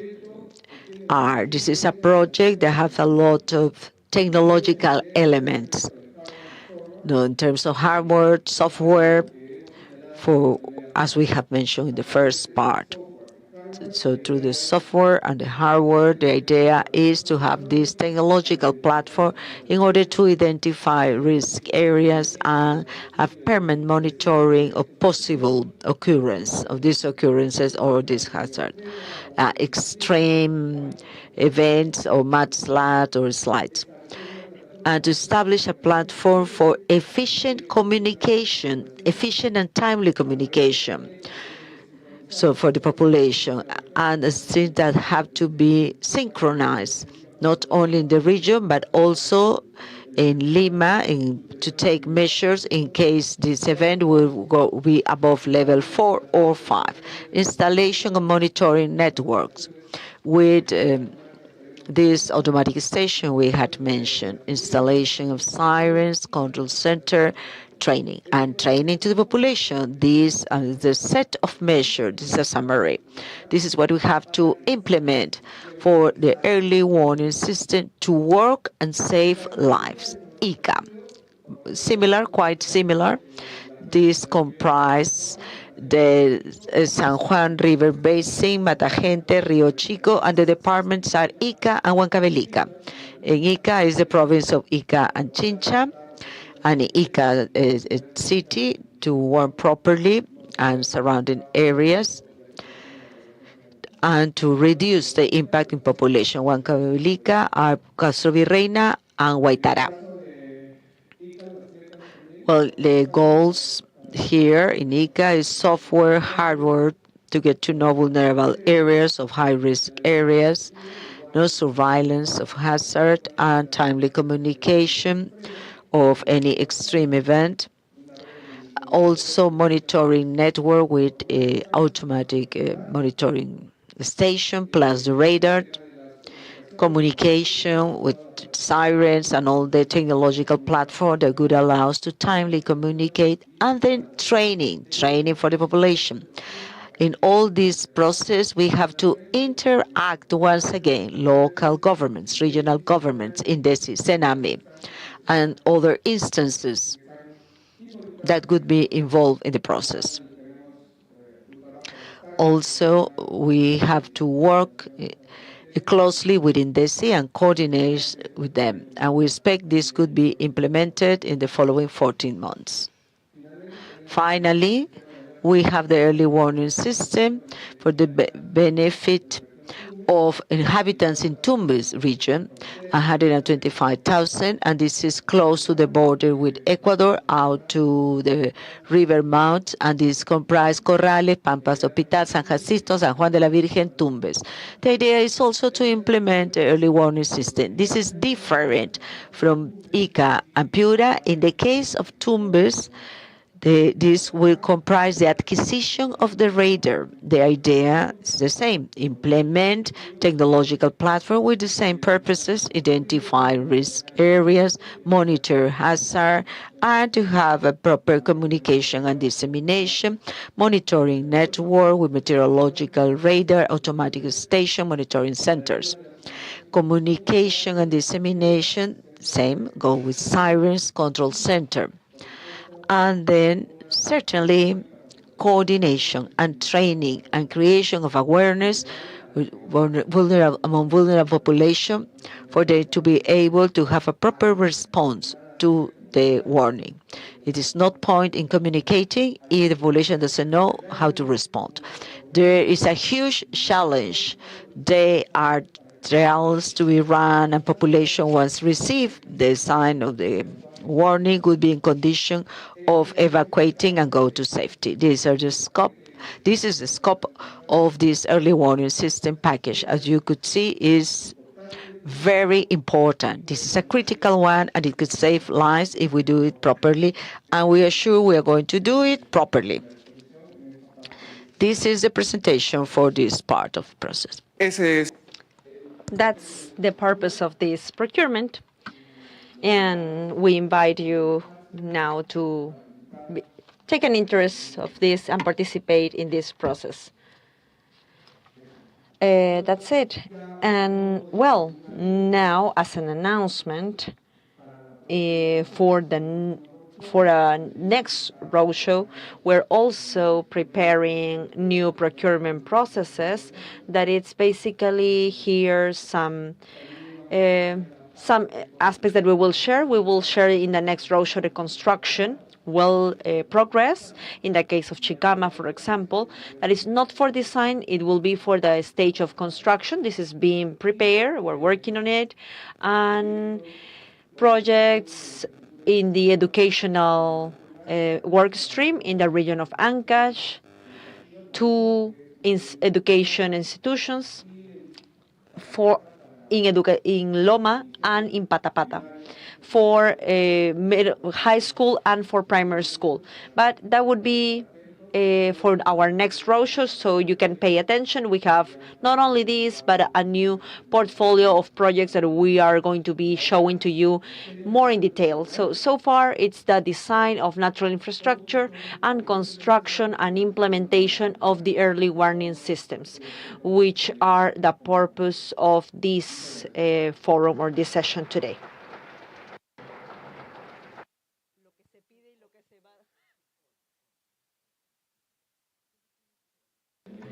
Thank you to the engineer Marquina. Now we invite again Mr. James Redman, Director of the Program of UKDT ANIN, for his comments about this presentation. If there are no comments, you stay here, please. Yeah.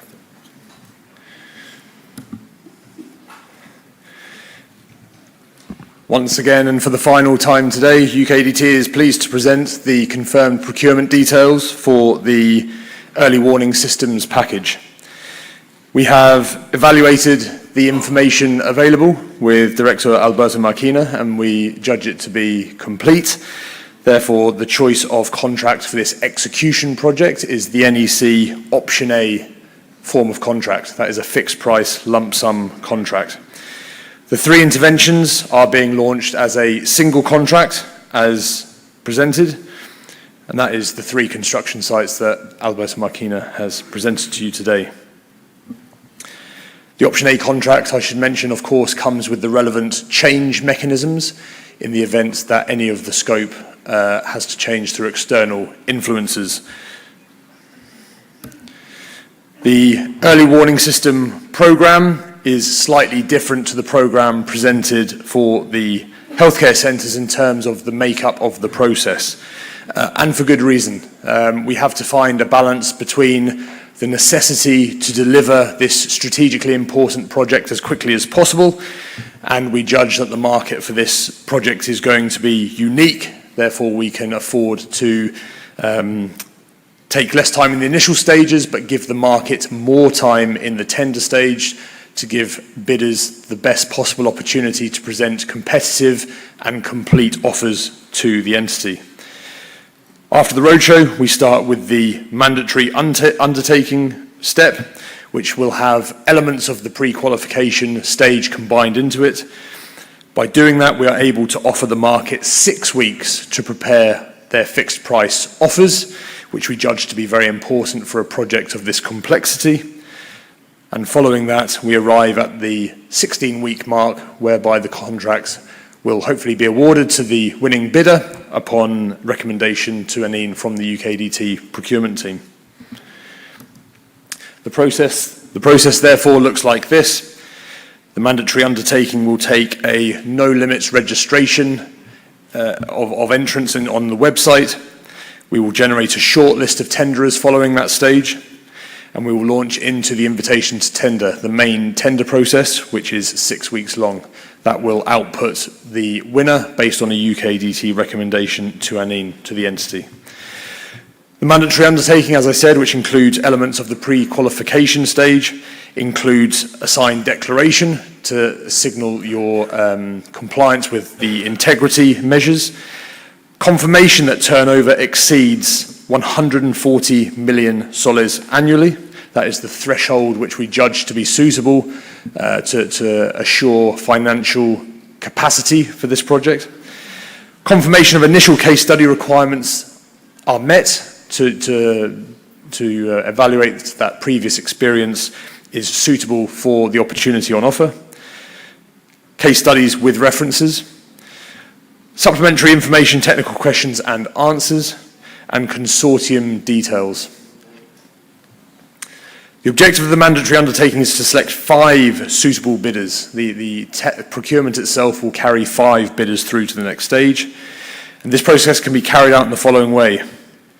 In a single stage, where no more than 5 respondents have been able to respond successfully to the initial requirements, or in 2 stages, where more than 5 respondents have been able to successfully respond to the initial requirements and a technical assessment is conducted. What that means is that if we have more than 5 suitable companies who successfully make it through the MU stage, the UKDT will run an evaluation to make sure that the entity has the 5 best bidders in the final procurement process based on a fair and transparent evaluation process.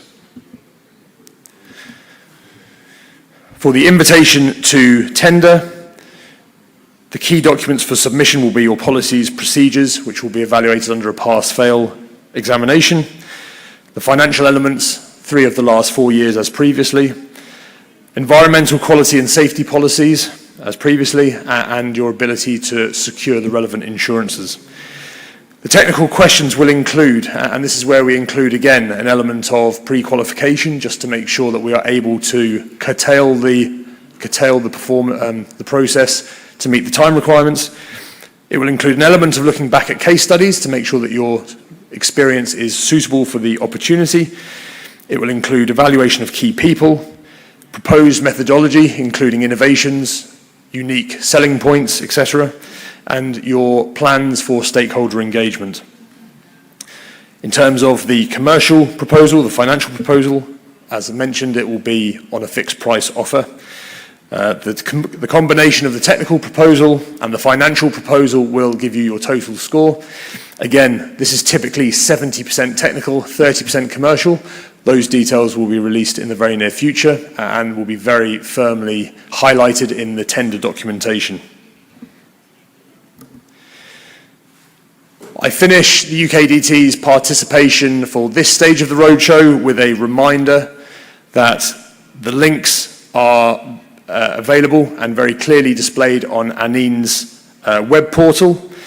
And once registered on ANIN's web portal through the link, of which you will receive the copy of after this event, the UKDT will confirm your successful registration and participation in the in the award digital platform. The award digital platform being our platform to implement the transparency that I've talked about today, so that all bidders get a fair and open chance to communicate with the process team and have the best possible chance of giving your best offer to the entity. That concludes my participation in the explanation of the strategies, and I look forward to taking questions later when we get to that stage of the roadshow. Thank you.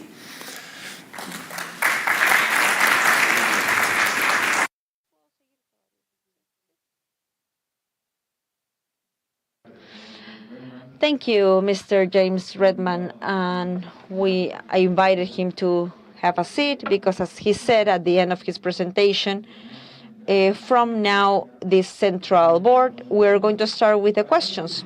For this, I invite as well, please, the engineers of ANIN, Jorge Campos and Alberto Marquina, please to be here as well. While they have a seat, these questions have been chosen from those that you have proposed, and as well, those questions that we have received from our online transmission in our social networks. I need to tell you the following as well, that maybe the questions that might not be answered, they are going to be answered then through our website. So we start with this question. First one is for Mr. James Redman and is, as a company, where can we bid or participate from these processes or these procurement processes? Thanks for your question. As I said, it is possible to show your interest in this process in the website of ANIN. When you have presented the details, UK will confirm that your registration has been successful, right? And we're going to send to you a confirmation by email that you are now a formal bidder in this one. Thank you. Next question, same for you, Mr. James Redman. Which companies can participate in these processes? As a business or company that you think that you have the important or necessary experience for responding to this opportunity, you are open to participate. The process has been designed for choosing the most adequate businesses for this opportunity. So in the process, MU, IPQQ, and ITT will have the possibility to choose the most adequate companies or businesses. So for the first stage of each procurement, any business can participate. Next, it's for the engineer Marquina, and it's the following. In the projects of natural infrastructure, which type of species are going to be installed, and which is the estimated time that the execution is planned? Okay. First of all, what it is estimated is to install more or less 90% of native species, so they can have an easier adaptation to the conditions of the weather of this area or environments, either chachacomo, tara, and other native species of this area. And 10%, more or less, it's not a fixed percentage, but 10% of exotic species to make a right mixture that will contribute to the sustainability of the project. These projects must be designed with an horizon of execution of 5 years. Those natural infrastructure projects have this horizon, 5 years to be implemented. Then after that, the execution stage, it's 5 years, and it's gradually done, right? It must be well planned, well programmed, so that execution could be progressively done. You might have understood that the size of this, it's almost 10,000 hectares. 10,000 hectares, it's very challenging to be done just in 1 year, mainly in these areas. That's why these 10,000 hectares must be planned or programmed in a gradual way to be executed within 5 years. The third question, also included in this one, please, engineer, which type of equipment are going to be implemented for the monitoring of rainfalls? Well, as we said, it is a group of equipment, from a radar, right, that will have an area of action of 150 kilometers, a radar that will be placed in a station of tsunami, and at the same time, it will be complemented by hydrometeorological stations through all the basin. So those stations will feed or provide a feedback of data to the central. It's a complete network. It's a technological platform of a group of equipment that will help registering the behavior of the environment, and with all that data, they would be able to issue the right prognostic, the right forecast in order to warn about the hazards. The fourth question for the engineer Campos and is the following. How are you going to ensure the sustainability of the projects, considering that these works are going to be transferred to the regional governments and local governments, that they will assume the expenses of operation and maintenance? Well, thanks for your question. And as part of the experience is that sustainability responds as well to the design. Designs must be friendly from all point of view. Right. Therefore, the maintenance and the operation could be also maintenance or could be also sustainable in the future. Sometimes experience tells us that very sophisticated design and very high technology, right, are less sustainable because the operation or the expenses in this one is very high. And on the other side, it will be also sustainable because the experience as well tell us that the work must be collaborative as of the very beginning. This must respond to the necessity that the medical equipment have, right? We have shown, right, a PMF, a necessity, a PMA with the areas, right? But the designer can still have a proposal or maybe improve the proposal. And these improvements or these opportunities of improvement must be completely coordinated with the user's area and with the necessary entities or authorities, so they can answer to this necessity, and that designs can also match the future budgets of those entities. That for sure will ensure the sustainability of these projects. Question number 5 for you as well, Engineer Campos. Will it be requested BIM services? Yes, yes. Nowadays, the methodology or the way of executing the projects through BIM, which is also now as part of the norm and already implemented, these projects will be definitely needed with a BIM methodology. As of the very beginning, including those in the projects, not minimizing the changes or the corrections, or this methodology will help us in having designs well controlled, compatible enough, and as well responding to the necessities. Question 6 for the engineer Marquina. Regarding the settings or that crops in the high part of the mountains, are they going to be okay in very cold or extreme weathers?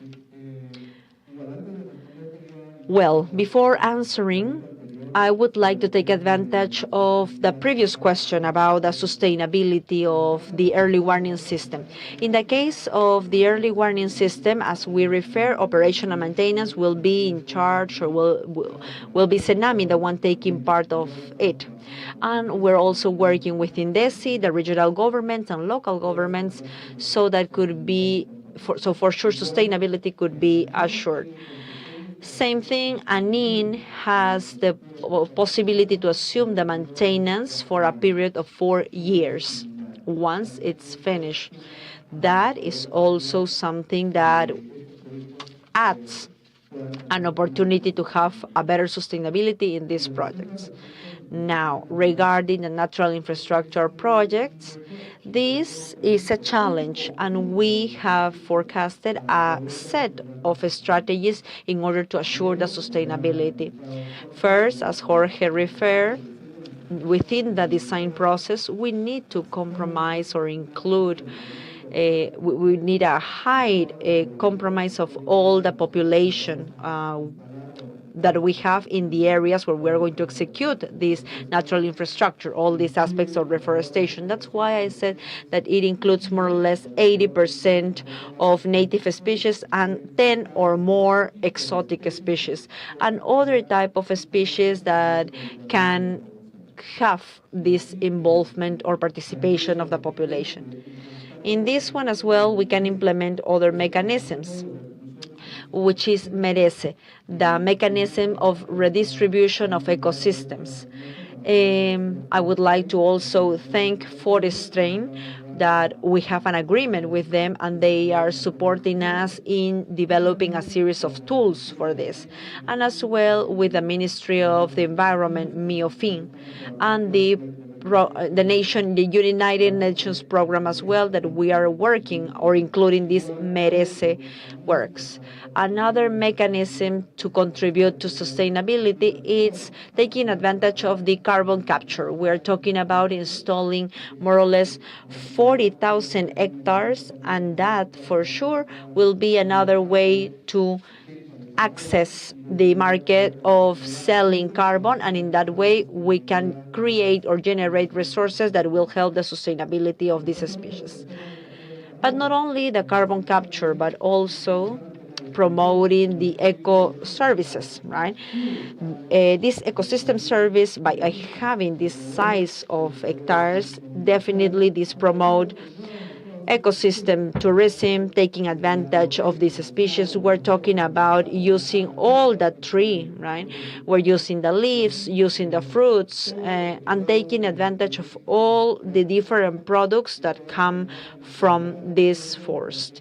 And this can also create a great importance in the population by allowing them the possibility to create eco businesses, and the population can also take part of the caring of these areas.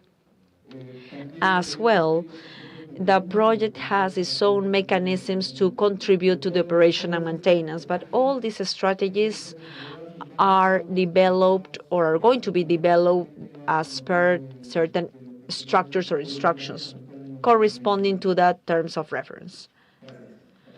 Thank you. Question number 7, it is for Mr. James Redman. How is it faced, institutionally speaking, the possible issue of corruption corresponding to execution companies and supervision companies? Thanks for the question. I am very happy that this question has been proposed because the integrity within the process and the integrity of the businesses that we recommend to ANIN is our first priority. In the stage of MU, in the process of United Kingdom, we request to those companies to declare their integrity and not having any irregular processes. With all the mixed knowledge that we have as UK and ANIN, we review the short list for each contract in order to assure that the possible bidders are really adjusted or are complying to the integrity criteria that we set. That's within the process. During the project, we supervise the project with mechanisms like cost auditings to assure the integrity of the delivery. All our contracts are open. The employer can review this with the supervision and the support of UK, with, of course, as well the support of the contractor or designer. That's the collaboration spirit that we have, and there are no details that we cannot work together. If we identify something irregular, ANIN can use the legal framework to terminate the issue. With a mix of a procedure and an integrity behavior and mechanisms through all the delivery of the projects, with all this, we can assure that integrity is one big part of each project. Question number 8 for the engineer Campos.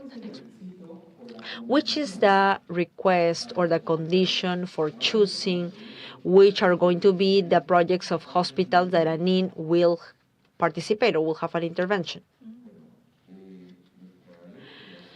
Well, our law for the creation of ANIN, it's showing us the clear projects that are going to be part of it. It needs to be a project within two groups. The first group, projects over 200 million soles, and also having a multi-annual plan that are programmed or included in that multi-annual plan. Another group of projects between 40 and 200 million soles with a multi-sectoral focus. These two types of projects could be part of the portfolio, but both should be or must be part of the multi-annual plan of the entity that is going to give us the project, right? Either if it's a regional government or the same work stream. We receive the projects after the request of these interested entities, and that's how these projects are for ANIN now. And there could be those, not only the ones that we have now in the portfolio. We have health, we already have integrated solutions with the agreements as well. Mark, at the very beginning, we have transportation projects as well, road projects, and any other portfolio that ANIN does not have restrictions for receiving any other type of project within this report. Para el ingeniero. 9 question. This is for Engineer Marquina. What are river defenses project and dam projects that are being evaluated? Well, currently, as we have already mentioned, we have river defense project in Tumbes, and we are working in Tringali, La Jardina, Corrales, and Cabuyal. In Lambayeque, we are already working in Olmos. In Saña, the Motupe is we started not long ago, and in each region we have works that are ongoing. Even in La Libertad, one of our works, the one that generates the highest impact to Trujillo City, are the works of León Gali, almost 800 million. We saw that in the video. We also have Gali control in Trujillo. Maybe for those of you that are not so familiar with this, but when in an extreme event, San Ildefonso Gali activated, that flew through the main square in Trujillo. And even there, it affected the cemetery with coffins that were passing. That galley is already being executed, and we have a good progress. And also, it comprises a tunnel. The same goes for San Carlos Galley. Those are the three most critical galleys there. We are also working at Chicama River, where we have started the work. Viru, final stage of the study, just about to be started. And then if we go to Ancash, the three basins, Casma, Lacramarca, and Guarmey, the three basins of Ancash, we are already executing works. And in Lima, we have works at Cañete River, Guaura, Guaycoloro, Gali. Those of us that live in Lima, we know that when we have events, this Guaycoloro Gali activates. We have a lot of progress there. And it's just once conclude, we consider that it's going to substantially reduce hazard from that area, and we foresee to conclude with that one this year. In the south, we have works at Matagente River. As by the name, we may understand how critical is the river, and also we have works there, and we are going to conclude that this year. Well, these are works under execution. Besides that, we are working on definitive designs in order to start works in Chancay River, Lambayeque, Mala River, also design stage, and we're just about to start design for Rimac River. That is our river, the river in the capital. So these are designs in process. And this is what we have right now in portfolio. No. Thanks. This question is also for you. What is the estimated time that has ANIN in order to review the technical file? That's a good question. In all the projects we are executing, we are applying a fast-track system in the framework of NEC contract. NEC contract have a specific characteristic. It is that they are collaborative agreements and they are flexible. The fast-track scheme established that the design process runs parallel to the execution of the work and is permanent.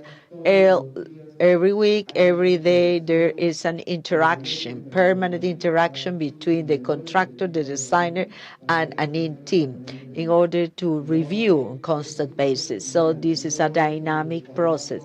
This is not the format. This is not the standard format which the design is submitted as a final deliverable, and that is subject to revision. And then it goes back and forward. No, that's not the scheme. That happened, but on permanent basis. That's why when we're working into the design of natural infrastructure in ANIN, it's going as a team that on permanent basis will be there working on a collaborative way with a permanent interaction flow starting from kickoff until the design is accepted. Is permanent work. It is not that there is a passive uh, attitude of the entity waiting for deliverable. The interaction is permanent. This is a dynamic process. And in that way is that the technical dossiers are approved per trenches, and then we start with execution, and then we follow with this interaction. It's a collaborative work of permanent interaction. Thanks. Question 11 for Mr. James Redman, and is the following. The companies that will be awarded, or the companies awarded for the construction of the hospital will be published at the webpage? Yes. Yes, at the portal, ANIN is going to publish the results of each procurement process. Engineer Marquina, question number 12. In 2021, there were already an early warning system project. Are the same ones we are considering now, where have they concluded? Well, the sign started 2021. For that reason is that right now we are building the early warning system. Now, in this roadshow, this call is for construction. They will start with a design, and from that portfolio project that comprises design, we have given priority to the installation of 3 of these early warning systems. The designs are concluded. What we are implementing is the construction of the early warning system. Another question for Engineer Marquina. Do you have clearly identified the type of environmental certification that you will require for natural infrastructure project and the relevant or pertinent authority? Yes. The environmental certificate for natural infrastructure project that will be Minagri, and they already have a regulation in order to issue the environmental certificate. In fact, they are going to evaluate that it complies with national legislation and it will not generate environmental impacts alone execution, but is the Ministry of Agriculture. Mr. Redman, question 14 is similar to the other one about the construction of a hospital, and they're going to be published at the web page. But it also add, in the case of consortium, both should be submitted? That is a good question.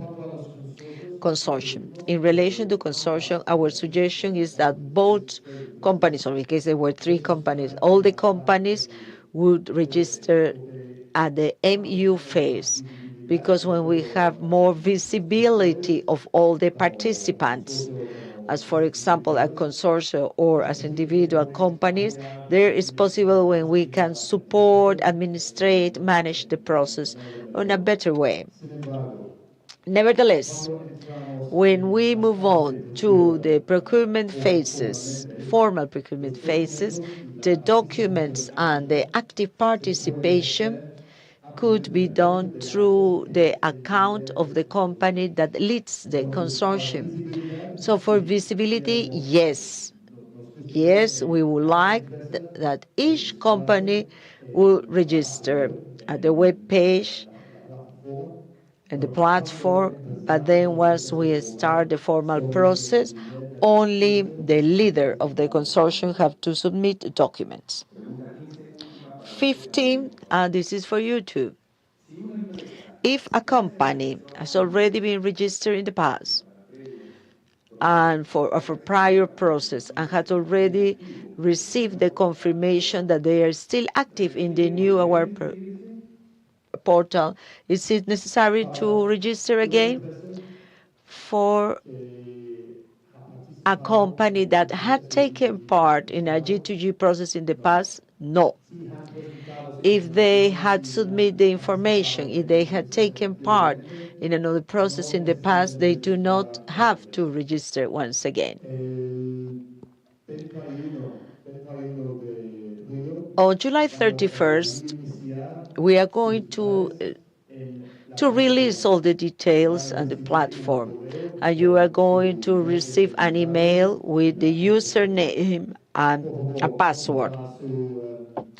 Please check your inbox as well as the junk box, spam box, because it could be there. It could be at the spam. If you have not submitted the information in the past, yes, you will have to fill in all your details at the platform.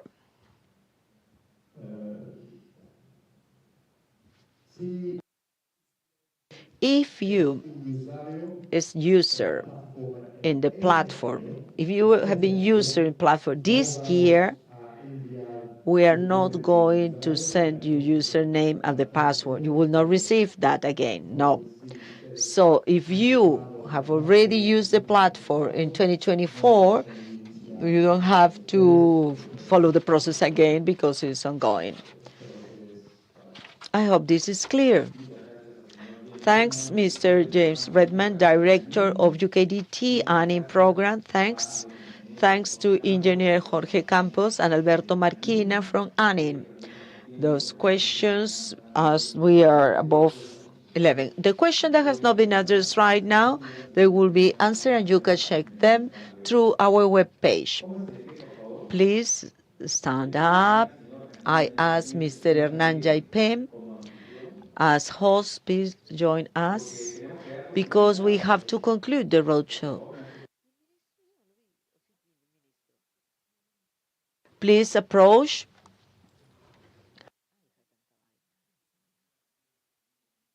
Is there any other thing you would like to add? Otherwise, we will conclude with this event. Thanks for your patience. Thanks for your time. I consider this to be a very important event for us as an institution. It's a success to be here with you this morning. Thanks to personnel of ANIN, thanks to the director, thanks to governor, thanks to congressmen and women, thanks to you for your patience. Thanks to KDT that support us constantly with technical support. And let's go to the works, and for all this to start at once. An applause. De esta manera llegamos al final del. In this way, we conclude with this roadshow to close gaps in infrastructure. Thank you very much. See you next time.